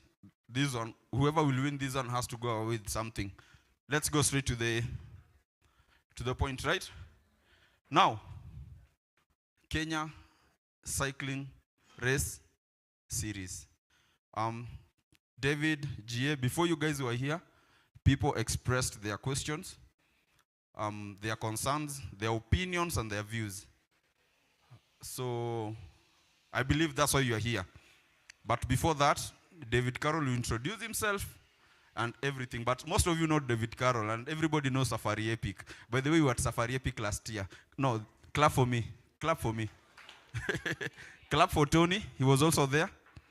Tony, you were at Safari Epic with a GoPro. Okay.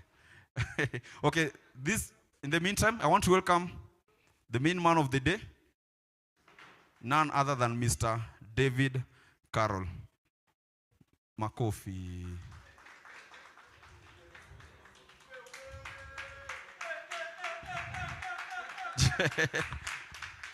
Have a seat. Where's my other microphone? Hand me that.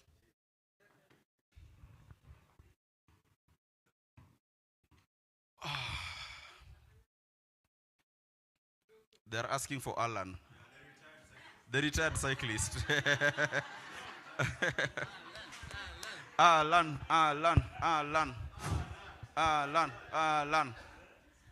Clap for Alan.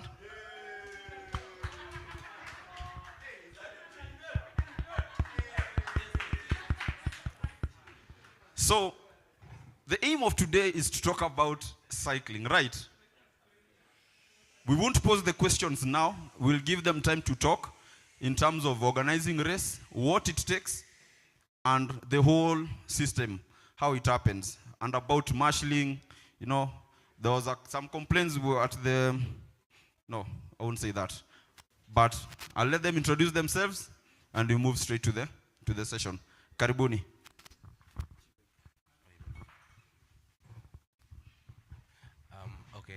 My name is Alan Gogo, commonly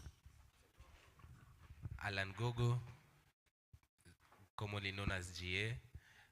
Currently running under Abayomi Velonos, that's the mother company, and also one of the contractors running KCRS. Hello, my name's David Carroll. I'm owner of Giant Bicycles and bikesandgear.net here in Kenya. We're a distributor of cycling products, but I'm also on the board of the Kenyan Cycling Race Series, have been for a couple of years as we try and gear up for 2025. Okay, so everybody can hear me on this, right? Yeah, so why KCRS? Like GA or David? One of you, why KCRS?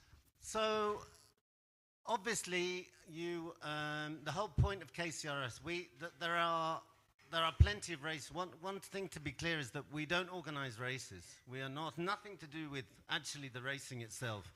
Every race is organized by its own organizers. It's self-funded, self-sponsored, self-entry fees. They're responsible for all the safety and so on. So, the only thing we're doing at KCRS is collecting results from all the races and ranking everything. Now we'll come on to how we've been ranking in the past and how we're going to be evolving in the future. But basically that's simple. This is why our operating costs are quite low, because we don't actually do much. But we want to do more in the future. Alan can talk about races itself, but that's really the main reason, so that we can have some form of ranking lists. Now, in the past, we focused on individuals, so like winner takes all, whoever wins the series is the winner. And then this recognition, you're trying to tease out, who are the best guys, who are the best ladies, both on-road, off-road, and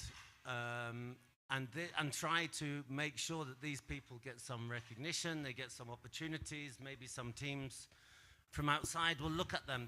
This was the point of why we started. For 2025, we're evolving slightly in this respect. We are moving towards promoting teams, which I know many of you have come here representing teams today. To try and shift the focus from individuals to teams and to try and promote more junior cycling. Juniors, you see worldwide in the World Tour, everybody's being signed at 18 on 5-year contracts now. Gone are the days of under 19, under 23, then you come 23, then you get into the World Tour. This is changing, Look at this year's transfer market in the UCI. They're all, you know, all the big star signings are getting millions of dollars at 18 years old. And this is because training has evolved, you know, understanding and measuring power meters and nutrition is so much more advanced, coaching is so much more advanced, and so therefore it's not a time-based criteria that athletes are getting better. It's more of what's available to them. So for next year, we're going to be promoting races with junior categories, promoting those a lot more, and also for teams. Cycling is particularly road racing. Okay, gravel racing is different. Mountain biking is slightly different. It's more of an individual sport, but there is certainly organization. You can leverage benefits of having a mountain bike team and a gravel-based team. But obviously road biking is a team sport. We've seen a couple of teams dominate forever in Kenya, and we're trying to promote, trying to make this more broad, not so all the money doesn't go to those guys. We're trying to. So we're fundraising next year. We've got a sponsor's teaser sheet out. We have a budget. Most of the money, it doesn't go to us. We don't make profit. We don't pay ourselves. Most of the money will go towards getting, you know, juniors, underprivileged people to more races, and trying to direct some funds to teams so that they can be more identifiable and promote teamwork in this sport. You've mentioned about sponsorship. Sorry, Gia, before I come to you. Everybody here, all the professional cyclists, what do they need to do to land in that category of getting a sponsor or sponsorship for international or local races?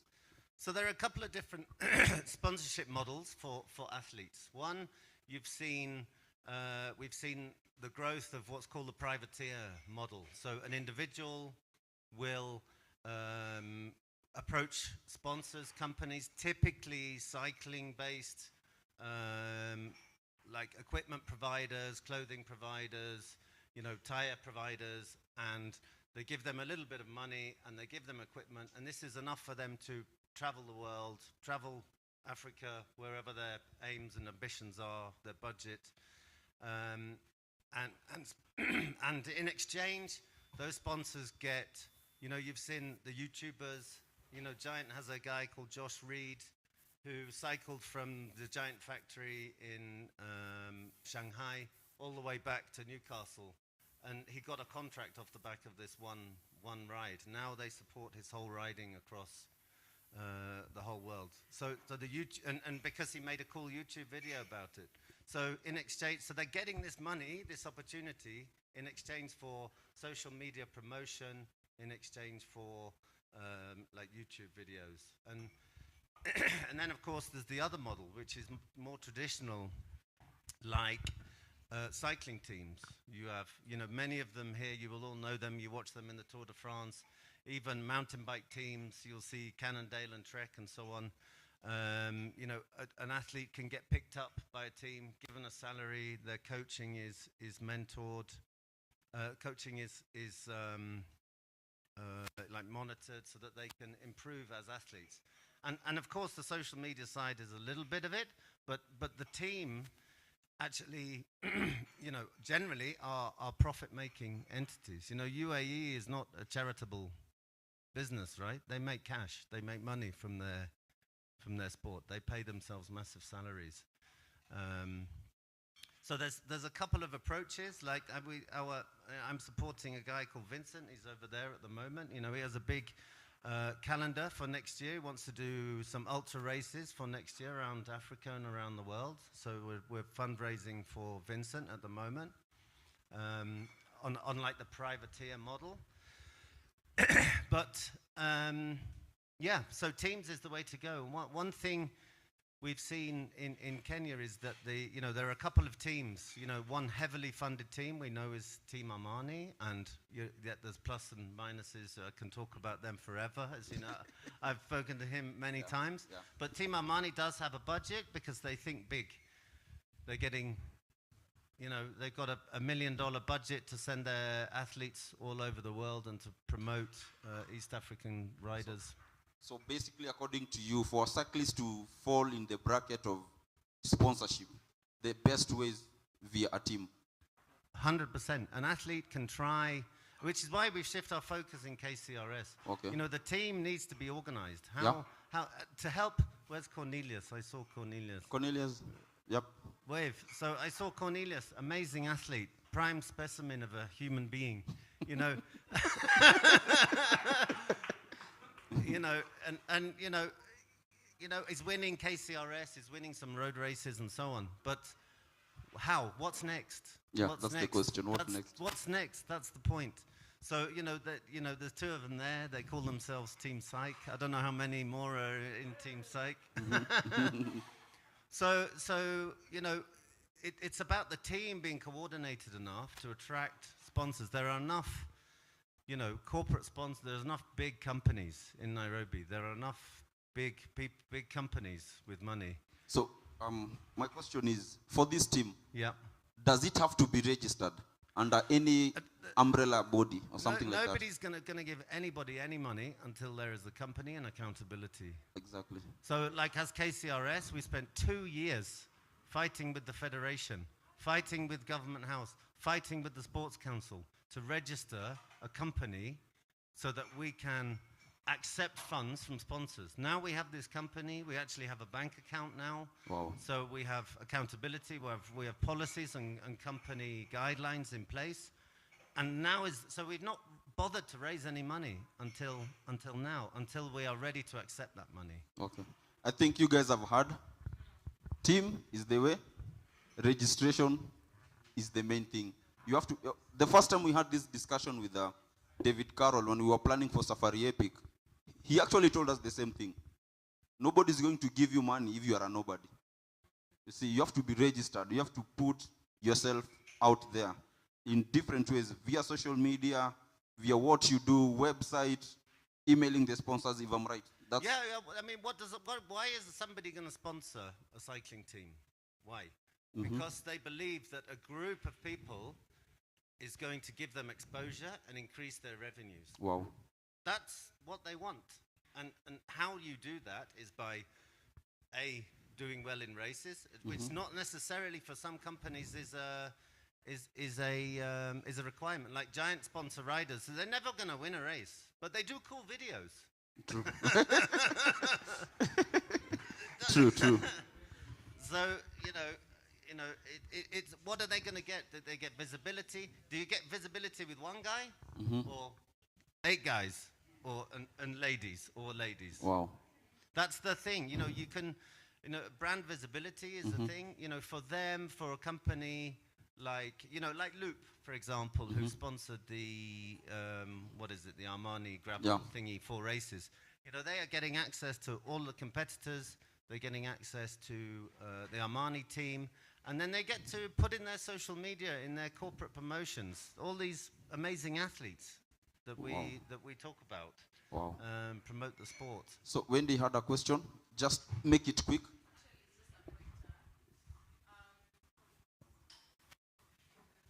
It's a point. I think maybe something to note, because Rona Riders, we had an issue when it came to registration. Yes, to get sponsors, because we did a race this year called Pedalmania, just for women.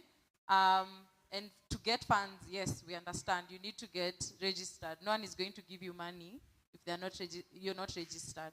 However, the process of registration, like for a club, unless you register as a business entity, that's completely different. But the process of registering a club is so hectic, we had to end up registering as a business.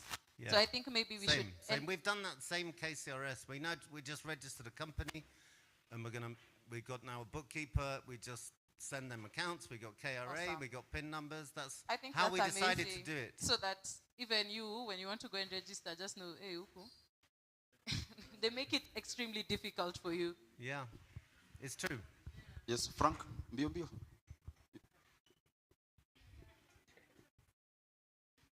Sorry, but what I'm saying is that's why we're here, so that at least we can come up with how we can all rally into trying and not to discourage guys to register, but to find a way of now making it easier for other clubs to also find registration easy.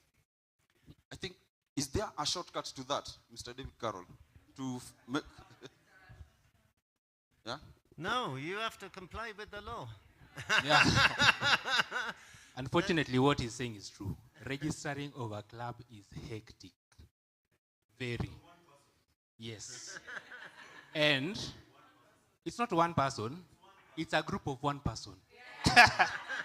So, now, okay, the challenges are there, but don't give up. Yes, you've registered as a business, but in the future, you'll still face challenges because of that. So here are the recommendations or requirements if you want to register as a club, which I'd ask you, please, if you're here, if you have it, if you can write it, or if you'll watch the video and renote them, kindly note this. You'll need 3 officials: a chairperson, a secretary general, and a treasurer. Each must have a chapter 6 of the constitutional documents. Are we together? The certificate of good conduct, which is renewed annually. The KRA PIN, tax compliance certificate, help clearance certificate. Usichukue mtu akona deni ya serikali na serikali pia kuna deni kwingine alafu deni itawarudia. Okay? Ethics and Anti-Corruption Commission certificate, that costs 2,000. That must be there. A copy of the IDs and 2 colored latest passport size photos. Those are the requirements for these officials, the 3 officials. Then on top of that, you need a club constitution. Now this is where many people have a challenge because yes, you have a club, but do you have the constitution for your club? What governs? Yes. Continue submitting. Don't give up. Yes, you can register as a business, but continue trying to register as a club. Then there's also the club's strategic plan. Do you have that? Yes. So you have everything. What about the other clubs? So if one club can push for that and finally register, yes, there are the challenges. Even you guys have faced them. These challenges will be constant until the one group is dissolved, unfortunately. But do not give up. The more people submit their registrations, you cannot deny 100 registrations. But if it's only 2 registrations, you can deny and keep quiet. So the more clubs register, the better the chances we stand on this fight. Then the club list of members. Now this one is a bit of a challenge because there is also the issue of data protection. What information are you to share and what information can't you share? So you have to be very careful when submitting the list of club members. Then the clubs must also be registered under the Register of Sports and must reach such and such county cycling association. So now the challenge is Nairobi. Is that true? Yeah. Yeah. The ones that have been taken are like Kipia, Murang'a, Nairobi has been taken. So now you see that is now an issue. So Nairobi, Nyeri, Trans Nzoia, Kiambu, Kisii, Uasin Gishu, those ones have already been taken. So the clubs in Nairobi are supposed to register under Nairobi. Only then are we able to do a KCF election because you cannot do an election if you're not a registered member. You get the complication? So the registration is a challenge made intentionally to block the election. So do not give up. More clubs need to submit their registrations so that this thing can go through. Thank you. Okay, maybe just to respond to that. So, just to respond to that, that's if you want to affiliate to Kenya Cycling Federation, which is a whole entire monster in its own. But when you come to KCRS, there are 2 avenues that actually the one that you guys have gone through. You can have a holding company, and then under the holding company, you have the cycling team. Okay? You do, as KCRS, as David said, we do not organize any events, but what we're encouraging is people to come up with these teams. If these teams are coming up under holding companies, we're still going to recognize them. Okay? So that is entirely different from Kenya Cycling Federation, which will require a whole entire session on itself to talk about. So my question is, can these clubs come under KCRS, No. considering you guys are already registered? No, they cannot come under KCRS because KCRS is a body. You understand?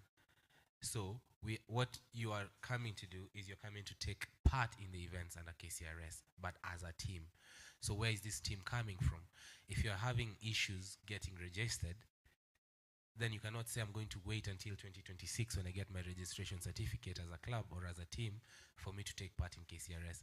You can of course go the easy way, a holding company, and then the holding company comes with a team.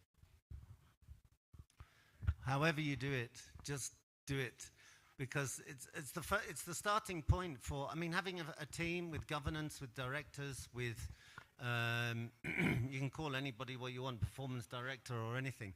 It means that a team, a sponsor will listen to you. They'll say, who are you? What's your policies? How are you going to promote us? And instantly they will look at you. You'll send them accounts every month, a list of expenses and receivables and so on. And yeah, they'll send you money. That's where you start. So this means in any way, no cycling club, company, organization can franchise with you.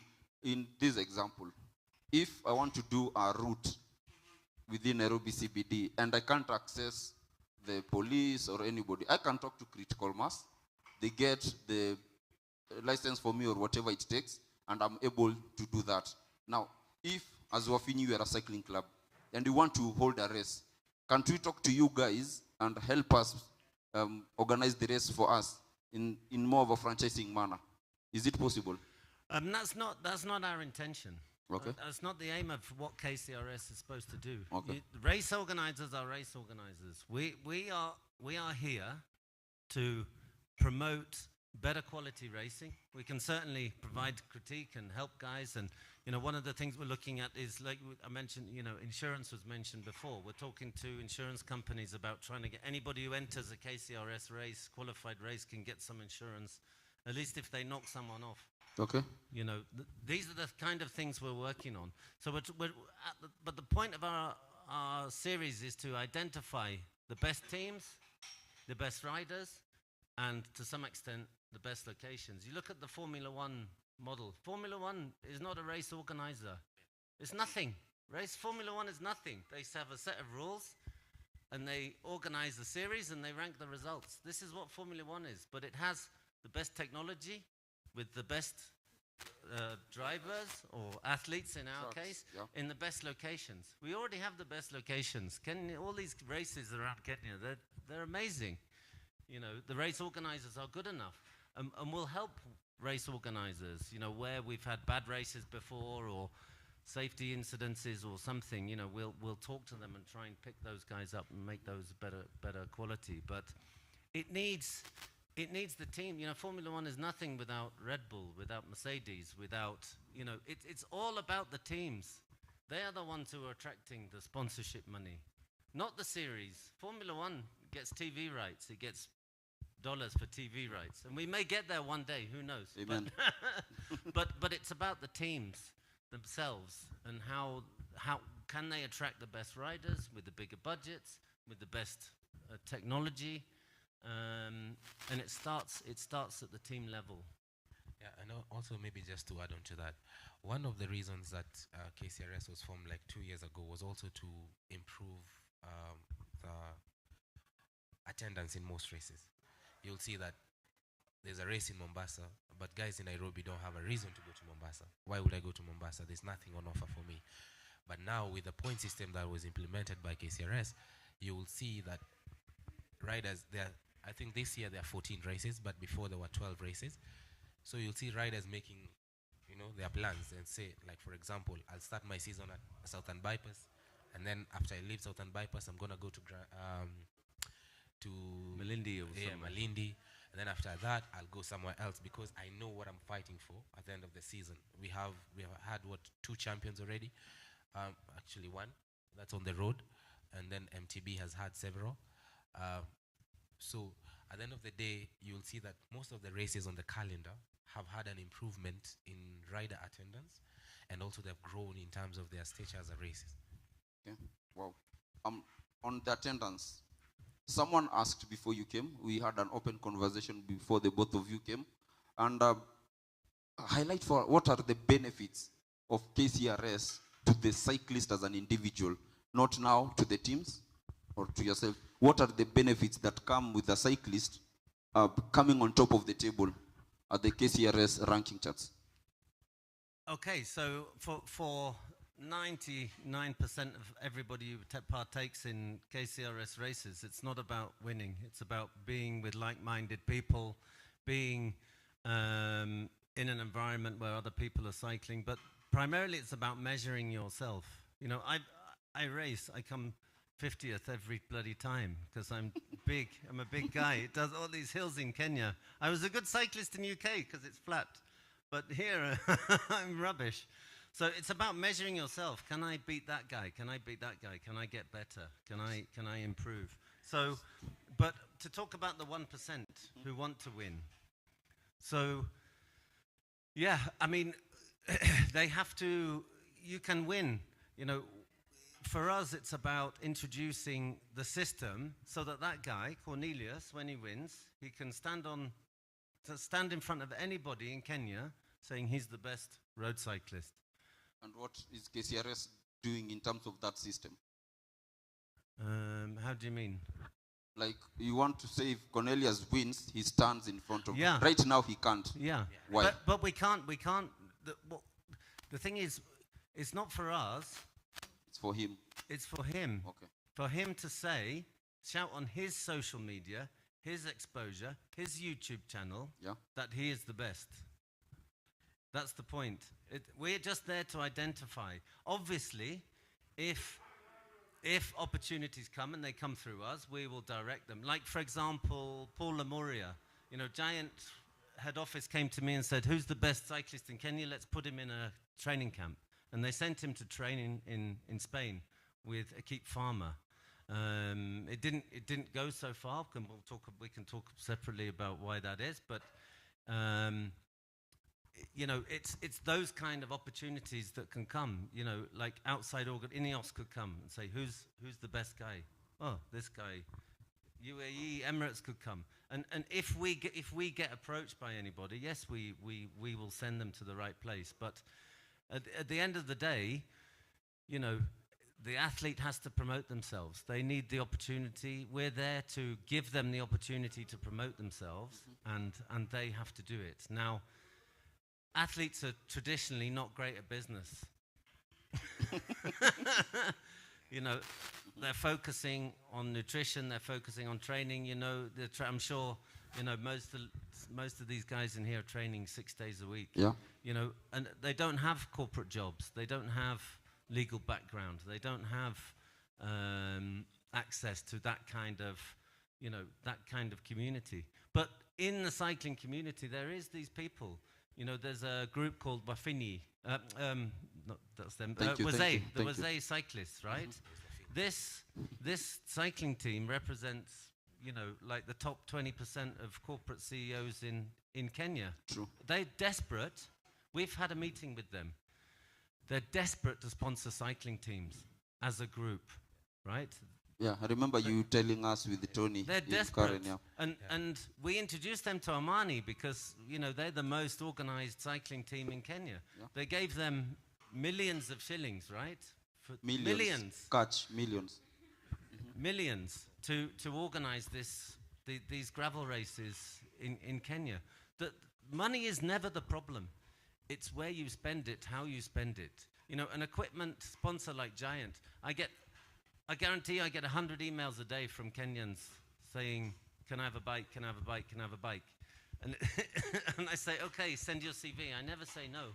I say, send your CV, send me your KCRS ranking, and we can talk.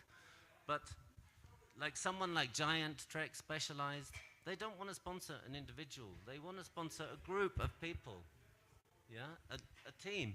They want them to wear red jersey, blue jersey, green jersey, and then you can get the media exposure from these people, not individuals. Yeah, Like I said, it's a bit, that's the that's the team model. Obviously, there's the privateer model, Yeah, which yeah. people can approach them Mhm. separately. But how is Cornelius going to phone the head guy at Specialized and say, "Can I have a bike?" Through a team. Through a team. Yep. So maybe Yes. just to expound on your question as well, maybe if I got it correctly, is there has been a lot of uncertainty, or people don't understand how the ranking works. I saw last night, the rankings came out last night for the road category. So this is how we measure, or KCRS measures, who is the best in the road, or who's best on the MTB, and this is calculated through a cycling points scoring system. Okay, so most of these events, you'll have participants attend the event. Mhm. Of course, this for the past 2 years, we've been heavy on the privateer model, as Dave is saying. But for next year, we're going to, of course, move to the team model. So for the past 2 years, just to maybe shed some light on it, for every winner of every event, Mhm. you get 100 points. Okay? And we have 14 races this year. Last year, there were 12. Yeah. So they tend to do best 6 of 12. So for you to win the series, and I think you've seen the jersey from 5 Stars for the past 2 years, you need to have most points over the entire season. Wow. Okay, so but you'll find that there are some people who'll come and do 3 races and then skip another couple of races and then come and do 3 Okay. races and then Mhm. still win all those. So of course it gives them bragging rights to come and say, I've won 6 events, even if I didn't take part in the other 6, but in these 6 I was top. Okay. So when you look at the scoring system, then that way it still gives them the right to call themselves a champion, because based on the points that they're going to get at the end of the series, more often than not, they're going to be on top. Okay. And I can see, like, maybe just to shed some light as well, on the points that came out last night. Of course, we're all talking about Cornelius right now because he's top of the series. That's on the men's side. On the ladies' side, we have Monica. And you can see that there has been increased competition over the past 2 years because everybody's trying to dethrone Lemuria, who's 2-time defending champion. Every time everybody's trying to, on the ladies' side, I don't know if they are all working towards dethroning Baba, but everybody's trying to become ladies' champion. So there is also the aspect of I can go out there and say I am KCRS champion. Of course, we don't have a KCF champion right now, but KCRS is the closest that you're going to get. Okay. And even when you compare to whatever happens in like countries like Rwanda or something, they also have something similar. They have the Rwanda Cycling Cup where you have to win certain number of races for you to be named champion. Okay. Yeah. David, you are. Yeah, just to add, I've spent quite a bit of time in Rwanda, and Rwandan cycling is very organized. Okay, the standard, I believe, is better in Kenya of individual athletes, but it's in Rwanda. It's organized from a county level, from a federation level, going up, and the teams. Very easy to set up a team in Rwanda, and very easy for those teams to receive funding. So in Rwanda, you'll see a local race. You'll see 5 or 6 teams turning up, all with the same jersey, and they're trying to get one guy to win. So that you're getting individual recognition and team recognition. Okay. Thank you. I believe everybody is satisfied on that. Yes. Be loud enough.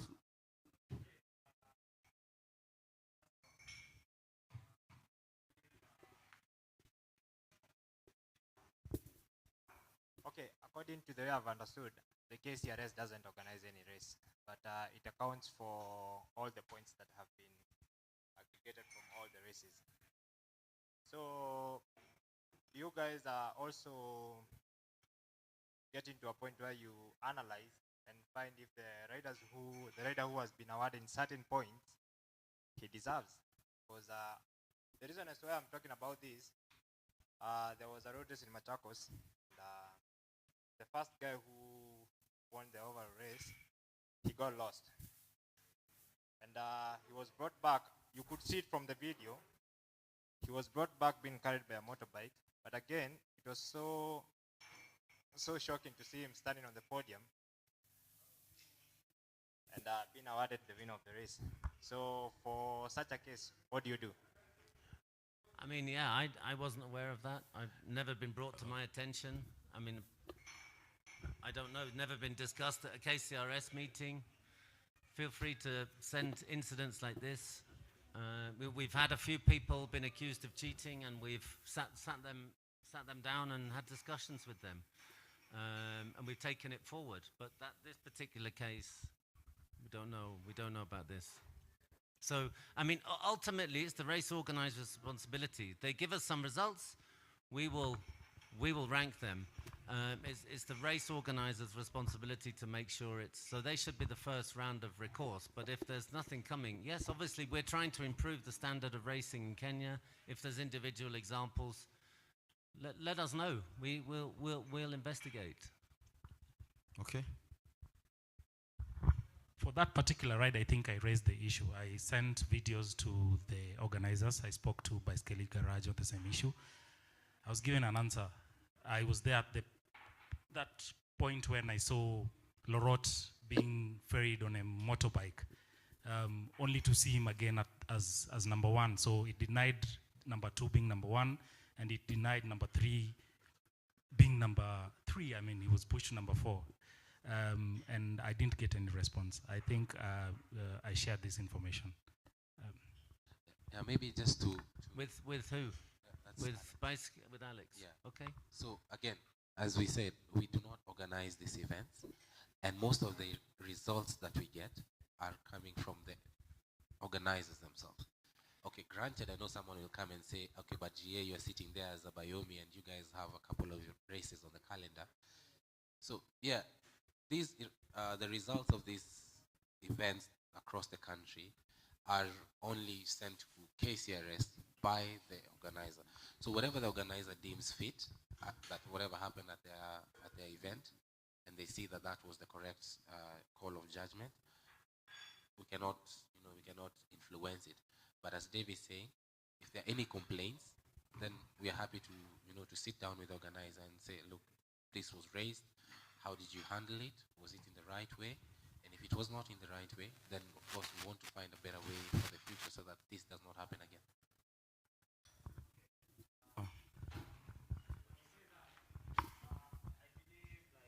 The KCRS is an individual organization.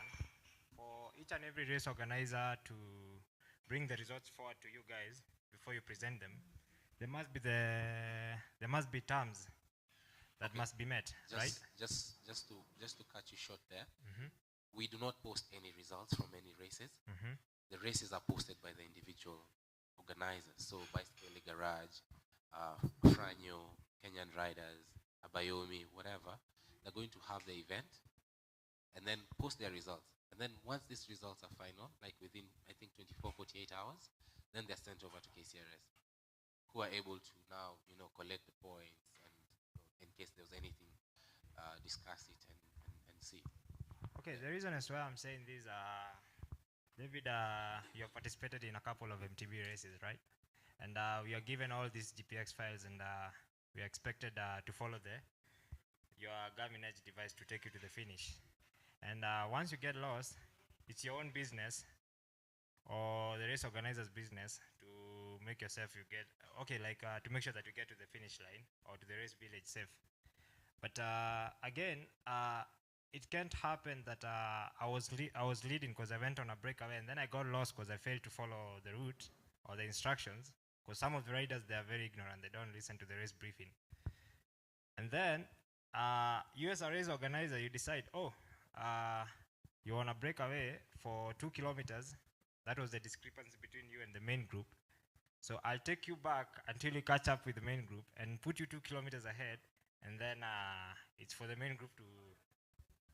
So I believe there should be certain terms that should be limiting organizers to do such things, because with that we'll avoid all these questions. Why?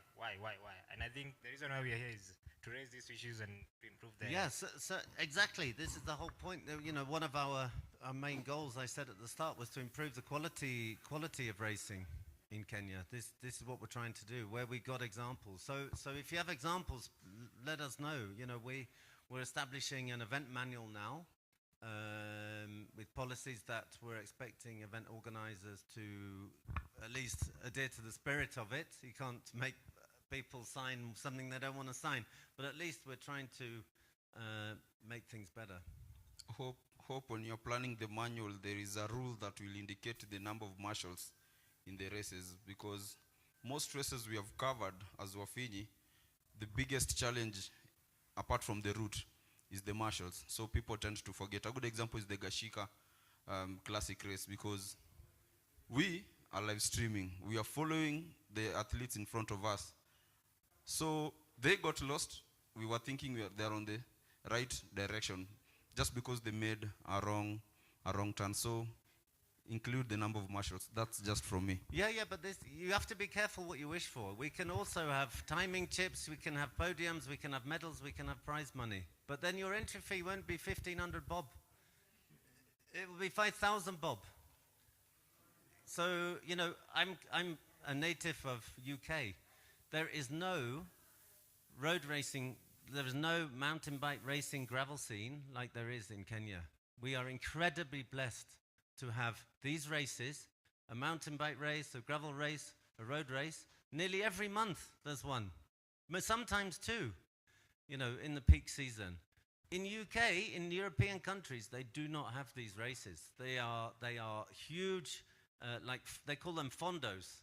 So they're not even races. You just ride around the course, you get a result at the end, and they don't care if your timing chips fall off, you don't care about your result, and they cost a fortune because of health and safety regulations, because of marshals, because of fire protection, because of permits, because of road closures. So it's a balance. It's a balance. So be careful what you wish for, because what will happen is organizers just won't organize.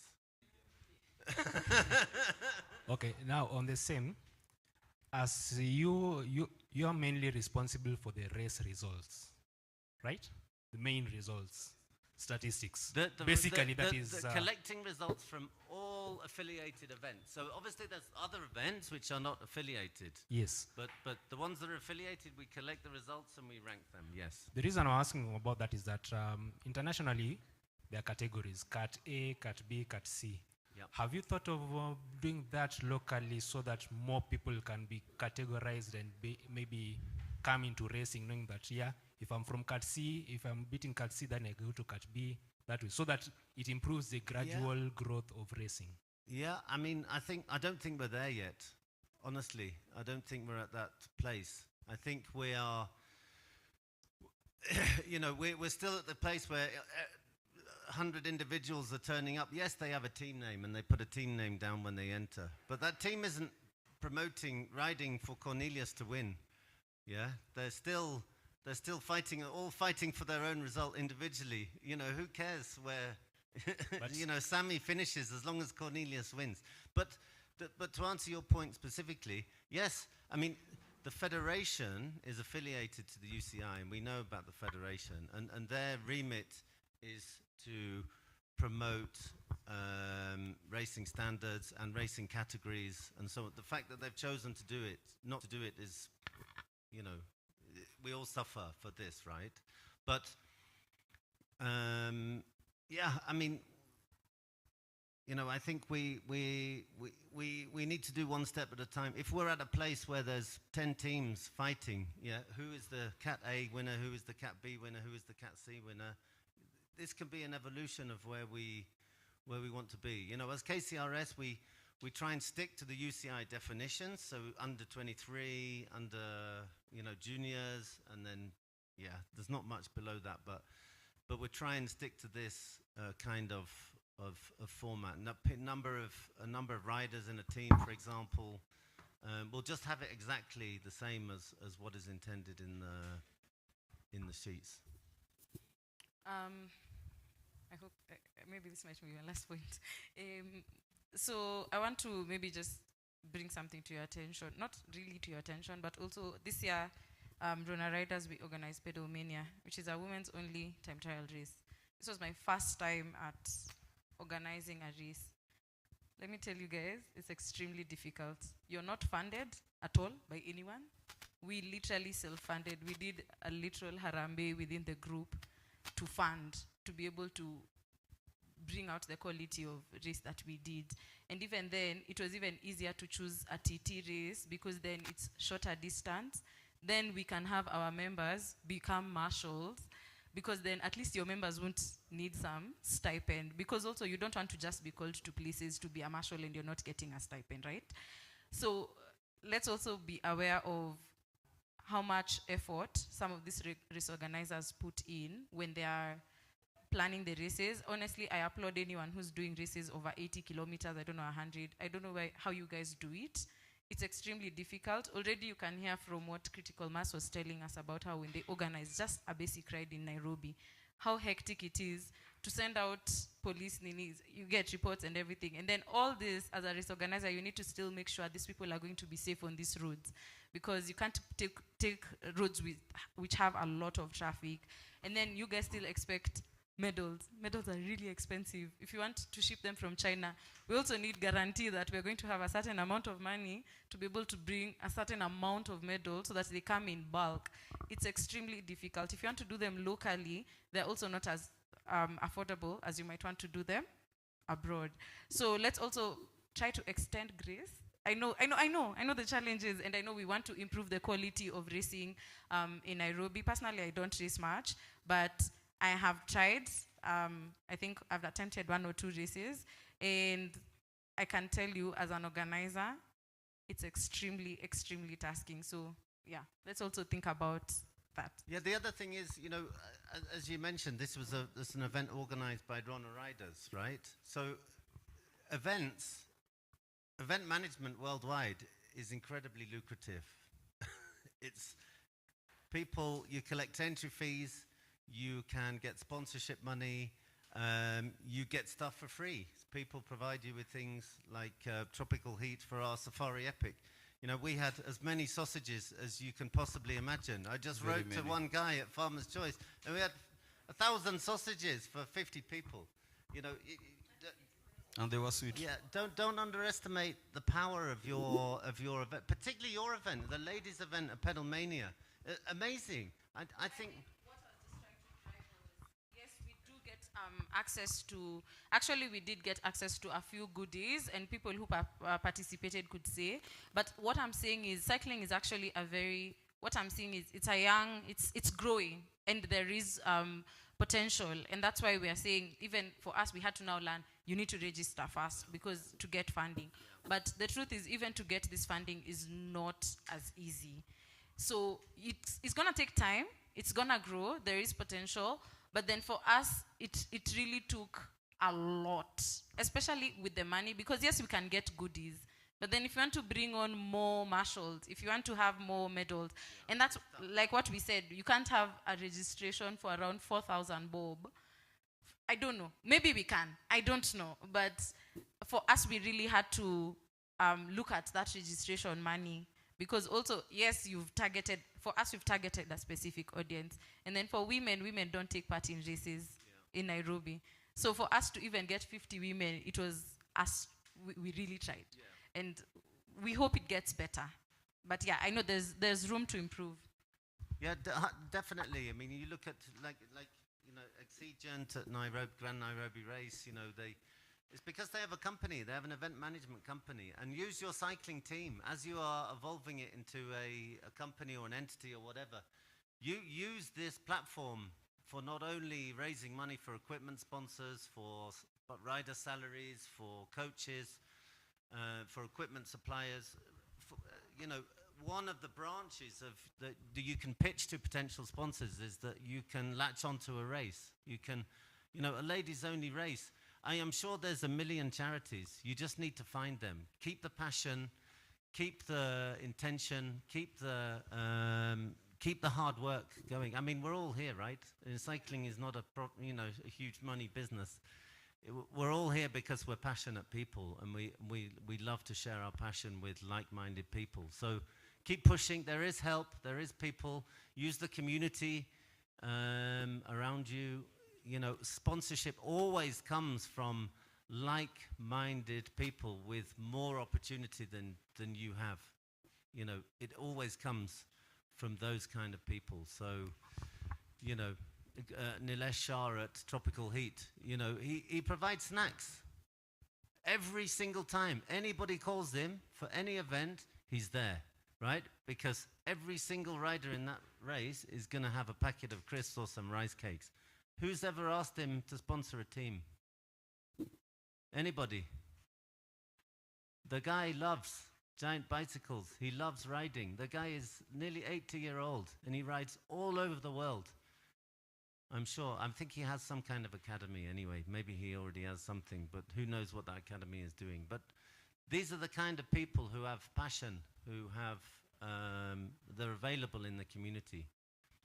Yeah, I think what, just to add on what Wendy's saying, there's someone who had, that's before you guys came, there's someone who, you know, from their point was like, what do we get in return? What's the value? Like, can all these race organizers then, from the money we pay to race, can they tell us what they do with the money, you know? So I think from what Wendy was saying, it's good you've pointed it out that way, because then if we were to give you a medal, a t-shirt, a bottle, a bag, then are you ready to, you know, for the prize money? Because Alan knows how much I'm scrutinizing these guys about their budget. He knows. So trust that someone is doing it. Yeah, so also, I mean, unless you've sat on that race organizer seat, you wouldn't know. Then for all the cyclists, at least for whatever you get in return, yeah, because you can't pay 1,500 and say, I want all these things that, you know, Jubilee is a big sponsor. You can't then, okay, if we tell you to pay 4,000 for your race entry, I mean, you'll also now come back and say, it's not possible. So that's a great point. Okay, because of time, we want to take this fast. Yeah, kindly, Dave has to do something. And I think there are two last questions before I hand it over to you. The first one, before you guys came, someone asked what criteria is used to select cyclists who go represent Kenya internationally? And do you have any links to the federation? None whatsoever. I've never met anybody, never spoken to them, don't know who they are. Not related. There's no point. What's the point? Okay, there are people who need to do that. You know, Mazungu guy is not the guy to go and teach the federation how to organize his federation, right? Yeah. Again, this has to come naturally from, you know, from you guys, from the people partaking in races, from the movement. You guys can get rid of a cabinet, you know. By registering as many clubs as possible. Yeah, this is how you do it. You do it despite them. You form your team. You demand change. You know, there's 10 organized teams, and you're looking for your Cat A, Cat B, Cat C, your route into the Africa Qualifier Championships.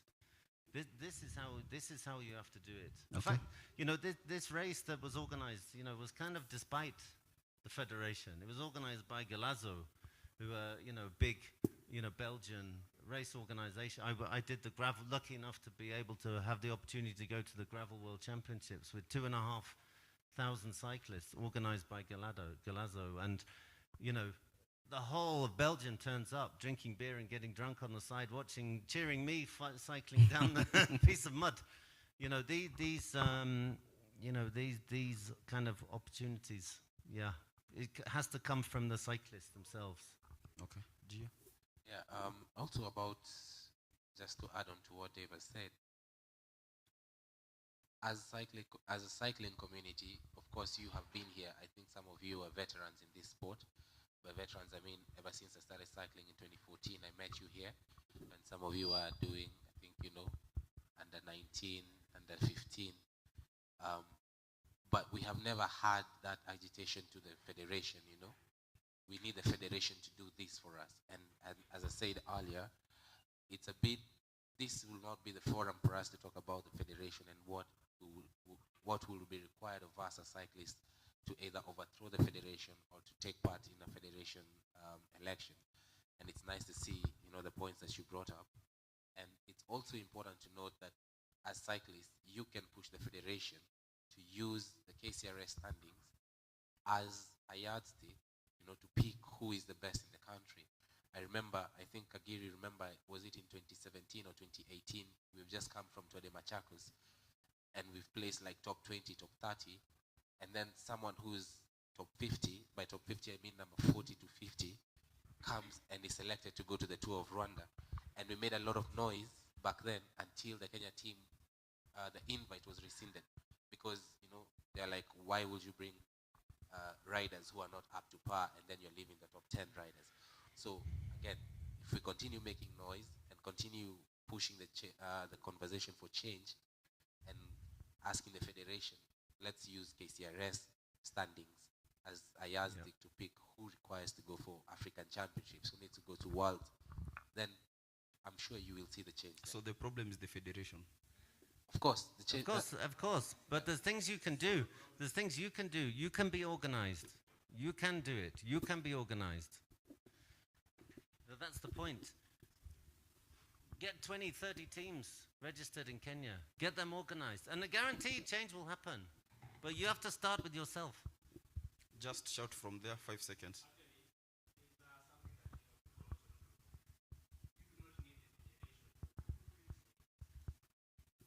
So Frederick is saying you do not need the federation to go.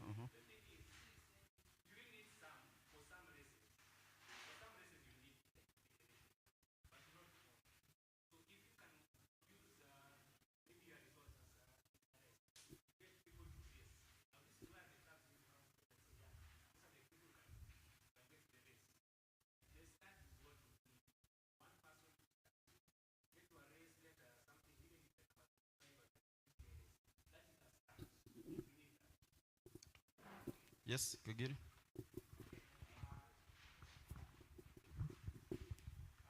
Just to correct on him, you need the federation to give you a license. Okay. And you need that license to race, yeah? So, but my point was, I believe we have the power to change, yeah? And we have all these people who are doing great things about our cycling community and stuff. And I was thinking of it another day. Why can't we form a cycling union? Like in our country, we have the Kenya Nursing Union, the Kenya Union of Teachers, all these unions. Why can't we have a union that can be used to be airing our grievances? And not only that, but also to follow up if the grievances have been met. Otherwise, if we keep shouting without actions, there's nothing. But I believe we have the power to kick. So I think it'll take you 2 years to form a union. But anyway, that's a point. Yeah, totally. You have to do it. You have to do it. A riders association or something like this. Okay. Now to the last. We can In just Europe, have it. in Europe they have this riders association, right, with a head. Okay. They have a like professional cycling riders association or something. So event organizers, all the complaints don't come from individual riders. They come from the association up to the event organizers. So it's not personalized. It's like this. Okay. Now the last question you guys asked will go to GA, then David Carroll will finish. So GA, before you came, not to the KCRS, but I'll throw it to GA. People are asking for openness when it comes to race logistics. I'm a cyclist. I've paid 2,000 to come to Eldoret or Iten, or whichever where the race is. I have my own logistics. I have to carry my own bike, transport to and from, and I win. They are asking for, where is the openness? How is the money split between the winners?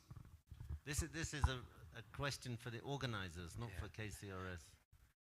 And we already answered that also. Yeah, I think this question was directed to Abayomi, maybe because we have our own races. So I am going to answer this. I'm going to answer this as Abayomi Velonos. I don't know why my partners are not here. So over the past 10 years, actually it's 10 years since our company was formed, that's Velonos, and it was formed so as to sponsor a team. And we pivoted to race organizing for a reason, because races didn't exist then. For those who are there, remember our first race was on the Southern Bypass before it was even opened. And then we moved to Musho Alami. And then, of course, we've grown over the years. And just to answer that, as a company, as a private company, I cannot force you to disclose, your your expenses and whatever you've gotten and how you've gotten and how you spent it. That's the first thing. Another thing that I need you as cyclists to understand is that as Abayomi Velonos, we do not depend on these races for our day-to-day income. And it is also worth to note that we do not make money out of these events.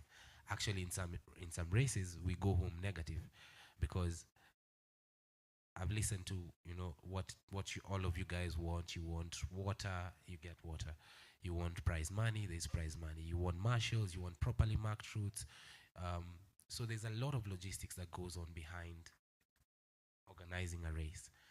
And before race day, I can assure you, as an organizer, you have spent almost 30 to 50,000 shillings. That's before the event. And then during the event, you're going to spend, let's say, a minimum of around, let's say, 20 to 30,000. We have seen situations where the organizers are now feeding the cyclists. When you come and you're done with the race, there's food for you at the finish. There's a snack for you at the finish. All this is coming from the race budget. And this is why we are calling on corporate companies, individuals of goodwill. If you're willing to sponsor an event, put in the money. When you look at the minimum, let's say the average attendance of a race, it's around, let's put it at 70 people, each paying 2,000 shillings, roughly. That comes to around 140,000 shillings.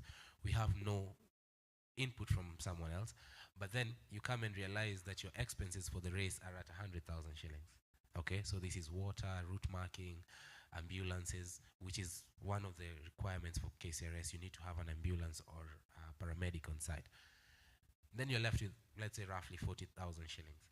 You have two categories. That's the male category and the female category.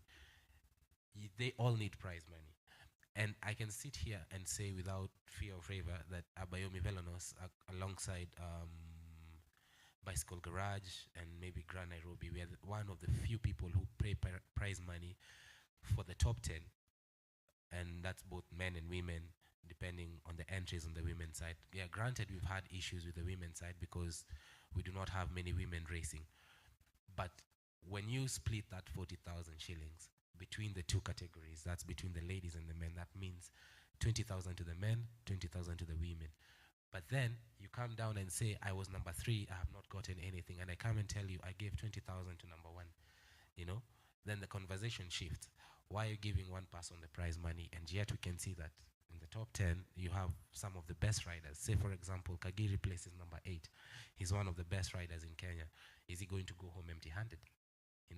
So as much as we are pushing for accountability and openness when it comes to funds collected from race entries, you also have to understand that these are private entities and they're not even making money.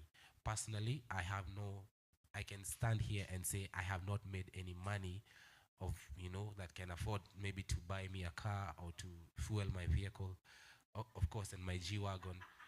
But yes, so as I said, if I was to depend on race entries to buy a G-Wagon, I think I would sit here for like almost 10, 15 years, not giving you guys a penny of what we collect.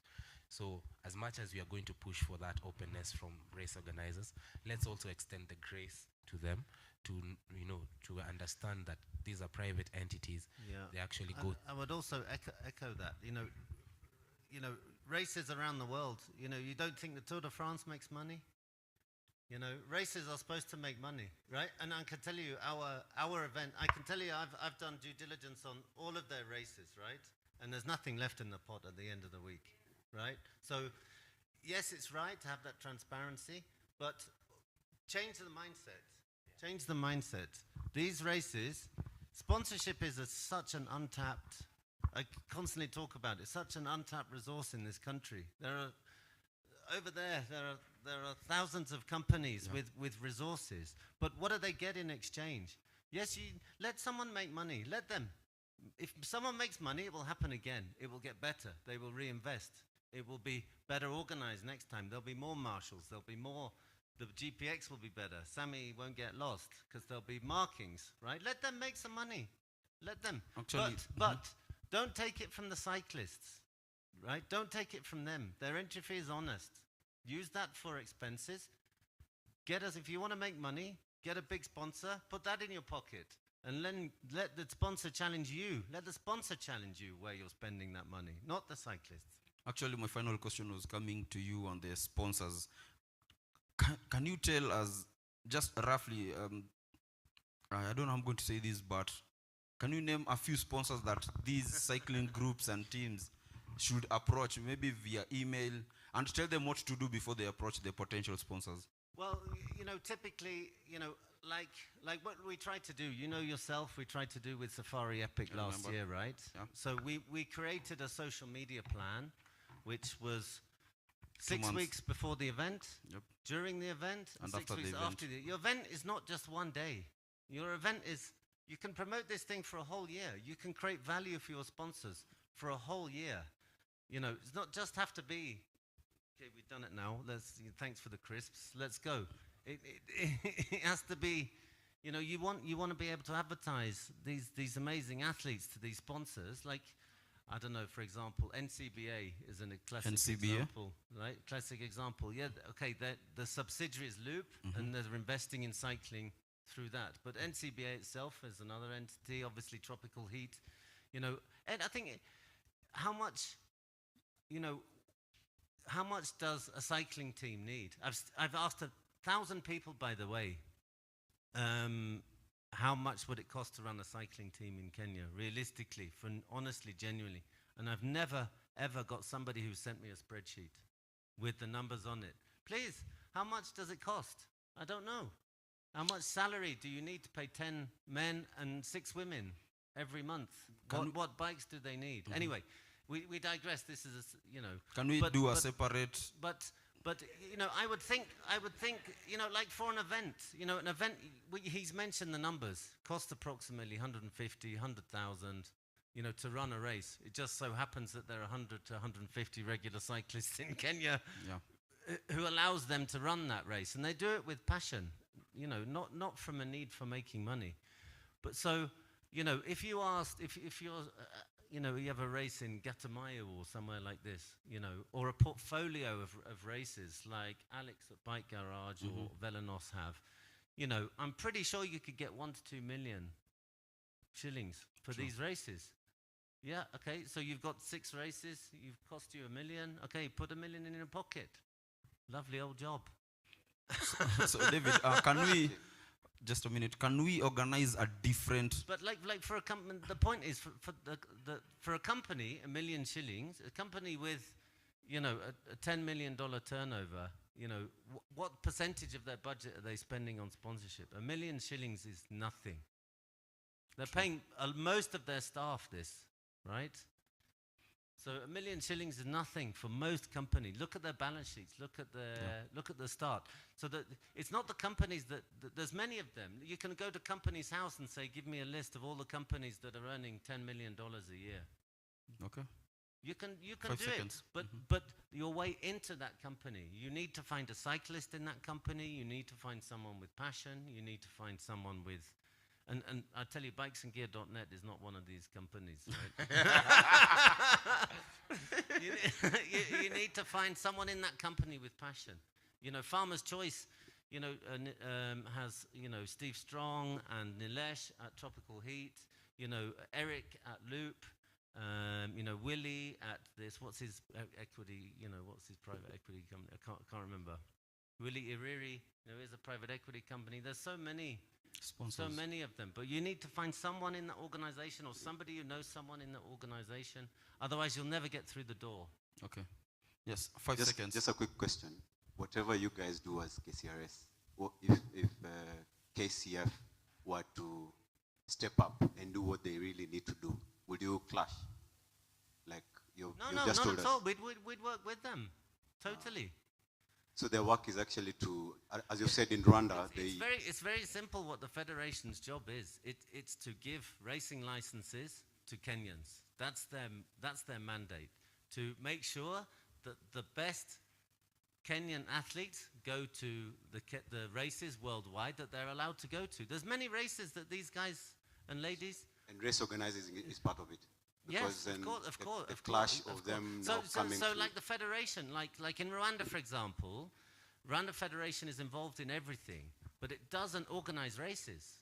It subcontracts the race around Rwanda. It's not organized by the federation. It's organized by Galazzo, the Belgian company. They are a management contractor, and they get paid by the sponsors, and so they don't need to get money from the federation. But it's a licensed race, and that means the federation is licensed. So it's got UCI points. It's a 2.1 race. You get better teams turning up.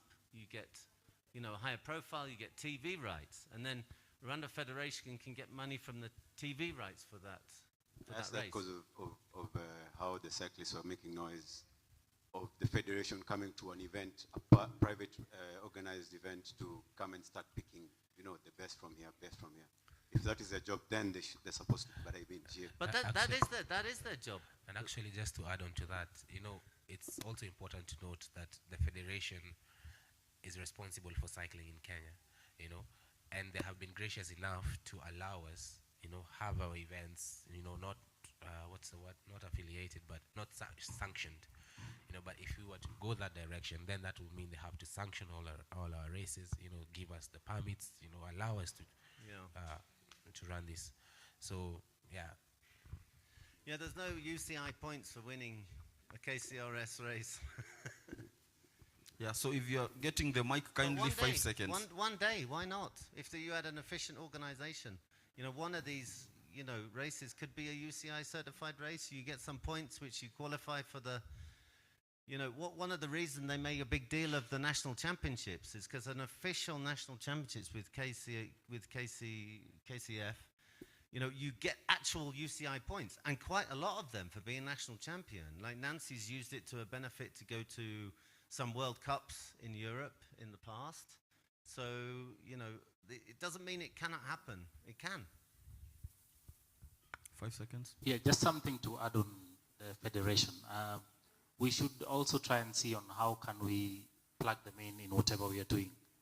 I mean, we cannot wait for them to be proactive, but we can actually engage them.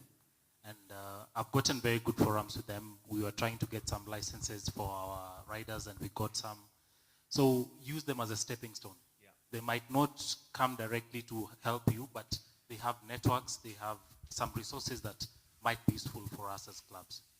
Okay. Yeah, there's the famous Vincent? quote. There's the famous quote from Chris Froome's book. I don't know if people have read it. Chris Froome famously went to Mr. Mwangi's laptop and stole his email address and hacked into it and sent himself the invite to the Cycling World Championship. Wow.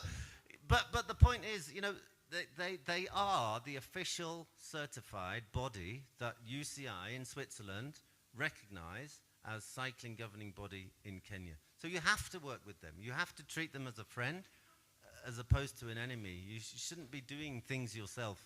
Yes. Yeah, after Vincent, we finally close. I think for the federation, it's actually good when they come and choose riders from the KCRS points, because then that validates even the KCRS points, and it's much better for us riders. The only problem is if they do that and do it wrongly, they pick riders that are not supposed to be. So that's where it was making. They pick whoever will give them. No, is this live on? Is this on TV? No, I can't say anything. Yeah, it's live. Okay, fine. Yeah, so I think that is those were the most burning issues. I believe everybody is satisfied. Personally, I'm satisfied. But one thing I would ask David Carroll, we need to organize a different live stream just to Wafinyi and you, and expand more of this business module in cycling, individually and as a team and as clubs. Yep. But promise to watch. Yes. Just one question. How did you guys manage to get the invitation revoked? Because I think that is one of the steps we need to use. Which invitation? For this racer that was selected, that was not, the one who was in the top 50. Who? The race you are talking about. Because that is one of the steps that I think we should use as cyclists to get the KCF down to the ground. Yeah, that was like 5, 6, 7 years ago. Can still be used. And that was, the results from the organizer. Yeah. Because the reason I'm asking about that is that if we can use the same tactic for them not to submit their own racers, I think we'll be able to give the guys who deserve that position a chance to go a race. Exactly, and that's why you're seeing there was a lot of hula baloo once the Kenya cycling team to the African Championships was named. So, yeah, I'm sure they're taking note. Their CEO has posted a couple of comments, and hopefully they're going to take action. Gen Z, man. Yeah. Gen Z of cycling. Let's go. Gen Z of cycling. Let's go. So, Okay, thank you guys. Okay, I also guys, believe uh-huh. that in as much as we are saying the federation, and we also need to remember that the federation only comes apart in giving licenses, but the federation won't come and register the clubs for you. So we need to come up as cyclists and form clubs. But the sponsor will not care about that, right? Yeah, sure. The races are there. That's all you need to worry about. The races are there. The ranking is there. You can show a sponsor who's the best. Okay, thank you. Let them catch up to us. So as we finish, yeah, Mr. David Carroll. Yes, boss. Boss, thank you. Wow. Tell us about Safari Epic as we finish. What do you expect next year? Yeah, a little pitch from me. We got a mountain bike race. Everybody's organizing gravel races these days, and which are actually, I really love gravel races. They're good, especially for the ladies. I think they're really, mountain biking is generally considered a expensive, testosterone-fueled, equipment-related sport. Gravel races are, generally easier to navigate. And ladies, like turning up to those. Road races are on the road, a bit tricky. So I do encourage gravel racing, but everybody's organizing gravel races because they're easier to organize. You get more people turning up. But I love mountain biking. I love Mount Kenya. I love high altitude cycling, even though I'm rubbish at it. But people like Vincent and Sammy, are much better. Yeah. So we organize, I've been to Cape Epic, I've been to, Rwanda. Cape Epic this year, entry fee, I got an entry, it was $8,500 for 2 people. And then you've got to get there, then you've got to do the hotels. There's 8 days of riding. And we have nice trails, we have amazing places. In our own backyard, we have mountain biking right there. So we teamed up with, I've been to Rwandan Epic. I've just come back there from last week, 5 days of international competition. The guy who was Peter de Froidmont from the Olympics was there. You can test yourself against these guys in these races. So we want to organize this kind of race. Last year we had a test event. We teamed up with Rift Valley Adventures, who are a company in Laikipia, organizing. They have 80 bikes themselves. They take adventure, they take schools, they take the army, they take all sorts of people on climbing, canoeing, up Mount Kenya trips. So and Nick Miller himself, who's a principal of that company, he's done Cape Epic. He's a top 50 Cape Epic rider himself. Used to race with Kinja and all those guys, the Northern Kenyan Gazelles. I think people are too young in this room to remember them. So, and they organized a lot of races up there. So it's not like he's never organized a race before. So he's in charge of the race management. I'm in charge of the promotion. We had a test event with Wafini last year. We used Wafini as the social media promoters to try and prove to sponsors that you can have pre-promotion, promotion on the day, promotion afterwards. I'm writing the sponsor deck now to try and attract companies to sponsor the event. But yeah, it's not cheap. It's not for everyone. We're shamelessly advertising it to try and make money in the future. But I firmly believe, like cycling teams, like event races, if you're allowed to make a little bit of cash, it's sustainable. It can happen again. And yeah, we want to bring people from all around the world, not just Kenyans, to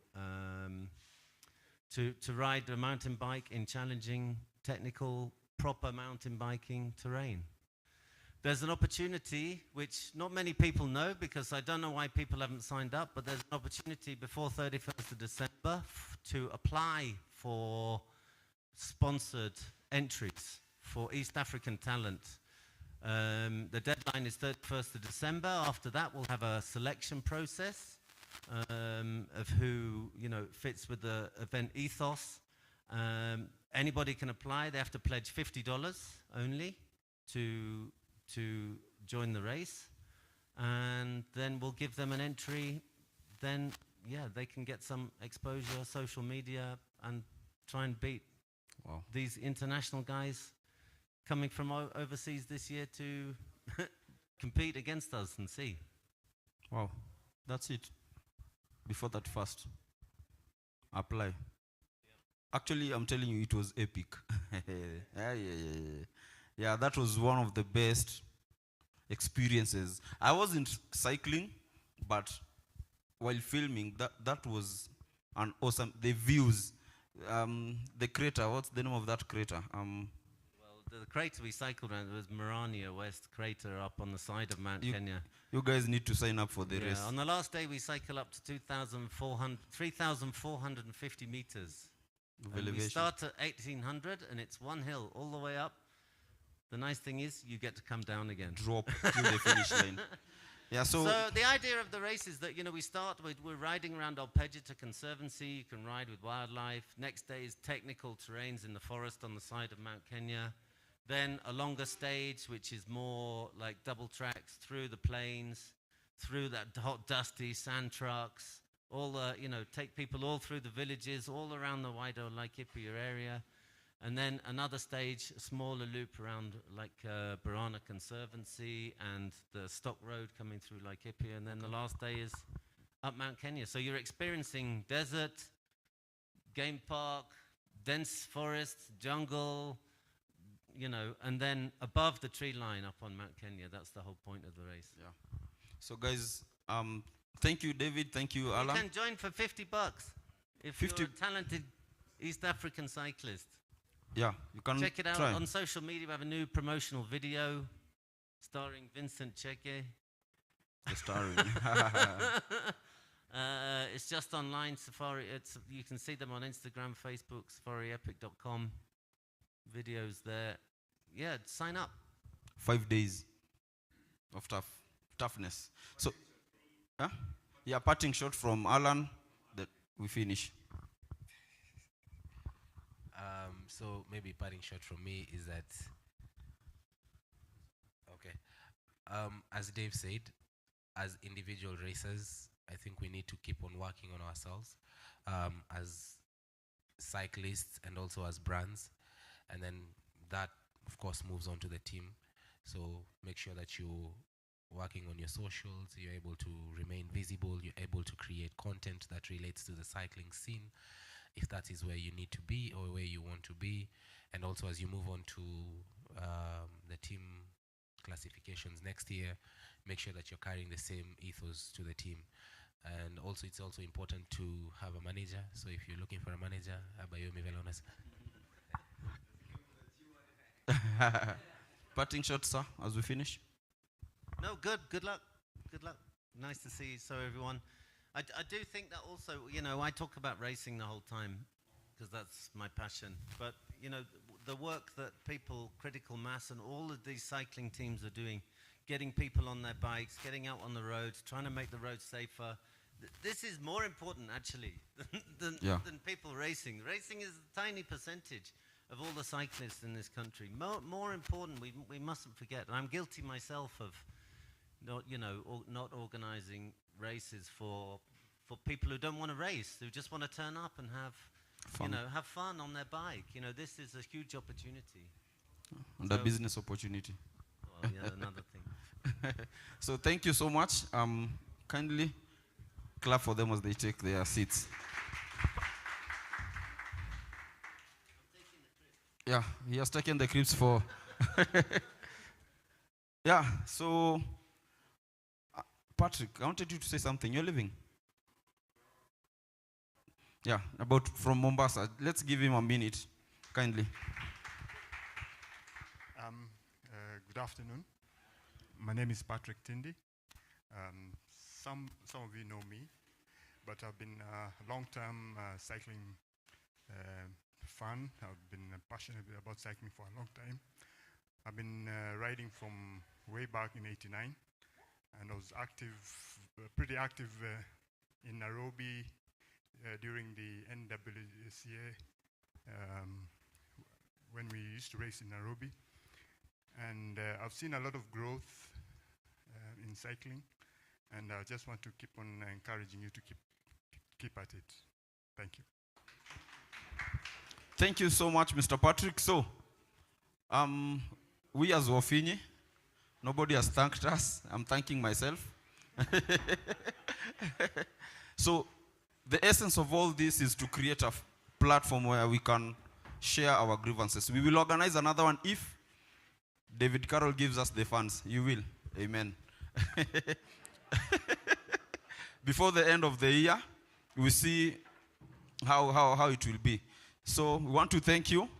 I want to call my co-director to finish up with you want to dance. Okay, so Mr. Anthony. Also, you can take your clips. You will take your clips as you leave. And when wait. Where? Also network. Thank you, co-director, Mr. Jerry. I know most of you are checking on your watches like time imeenda sana. Thank you, Mr. David, for coming and shedding light on the KCRS. Yeah, tropical heat were good enough to this forum to give us the snacks. So you guys, as you leave, you can take your snacks, maybe take a photo, tag them on your social media.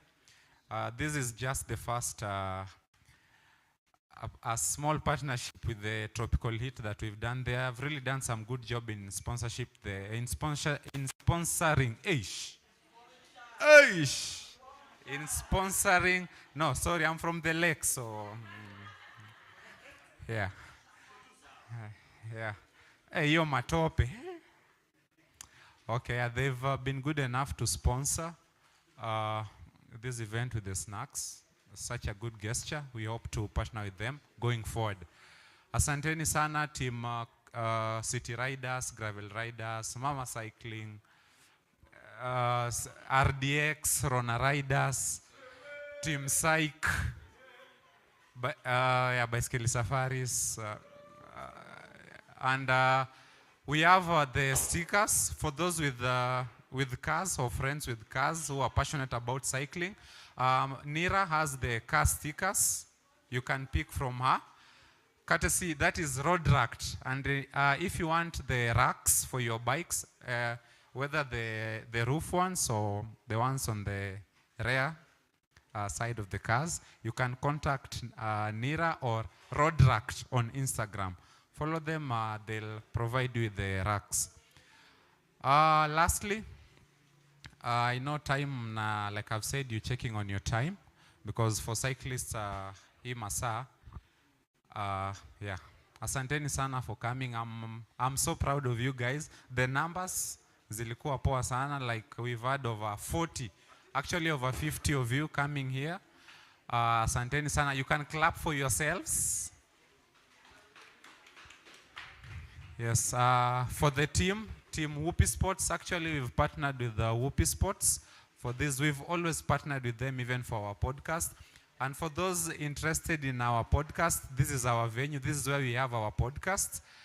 We will always ask you guys to come. This is always the venue that was provided to us through the partnership with Whoopie Sports. A very good team also doing sports stuff. And to our DJ, the sound guys, asanteni sana for coming. Edgar, our photographer for the day. Sijui picha zetu zitakuwa ready lini, but you'll tell us. I hope you've taken everyone's picture. And after this, we are going to have a small photo session for those interested. Just upper we've cleared for you. Thank you so much, guys. And we hope for those pictures you'll share on your social media. Tag us, Wafinyi, the.Wafinyi on Instagram. You can also follow us. Our YouTube channel, Pia, you can go hit that notification bell. More videos will be coming up. And we have so many things lined up to for you guys. And also our website is getting ready. A website specifically for cyclists. So big. Acha nisipike saa hii na masaa bado. So yeah, thank you guys, and that's it. Anthony Aila, also on Instagram. For those proper reels, you can follow me. Follow Bicycle Safaris on Instagram. Follow City Riders on Instagram. Follow Gravel Riders, Mama Cycling. RDX social media? Bado. Mtafute Gen Z. Yes, Rona Riders also on Instagram. Yeah, asanteni sana. And don't forget, Whoopie Sports. They do some good job. Without them, this will not have been possible. James, Eric, Nick, Faith Mora. Also, you can follow photographer Edgar on Instagram, doing some good shoots. If you see his work, you're definitely going to look for him.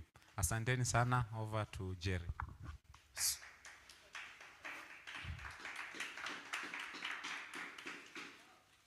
So I have nothing much to add. Mine is also to say thank you for coming. Our live streamers, when you are online, kutoka home, office, we want to say thank you. It has been a good conversation. We will do a detailed report and post it on Facebook on how it went down.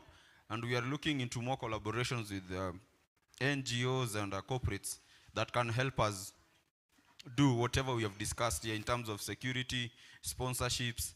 We will also do a live stream with David Carroll on the business model of it, because we expect everybody to be making money, right? Yeah, you want to, when you cycle, you make money. Yeah, so that's it from me. My Instagram is at House of Jerry. Hivyo tu, haina kitu ingine. I'm not an MC, just to clarify. But I used to MC. I stopped MCing in 2018. It's only that I was so good at it that I'm doing it right now. Professionally, I'm a video director, video director and a drone pilot. I used to do photography. For those who knew me when I started cycling, I used to do photography until I realized, you know what? No. Let me do what my heart wants the most. That's videography. When I mean videography is I do documentaries. I tell stories. So we'll sit down with Critical Mass, we see what we can do. And any other cycling group that wants to tell their story, how it started and how far it has come, you can reach out to me. If you don't have my number, my Instagram, or you can talk to Tony, and we see what we can do. So this moment, I want to say thank you, and you can network and live at your own will. Asanteni sana. Yeah, unamkule snacks.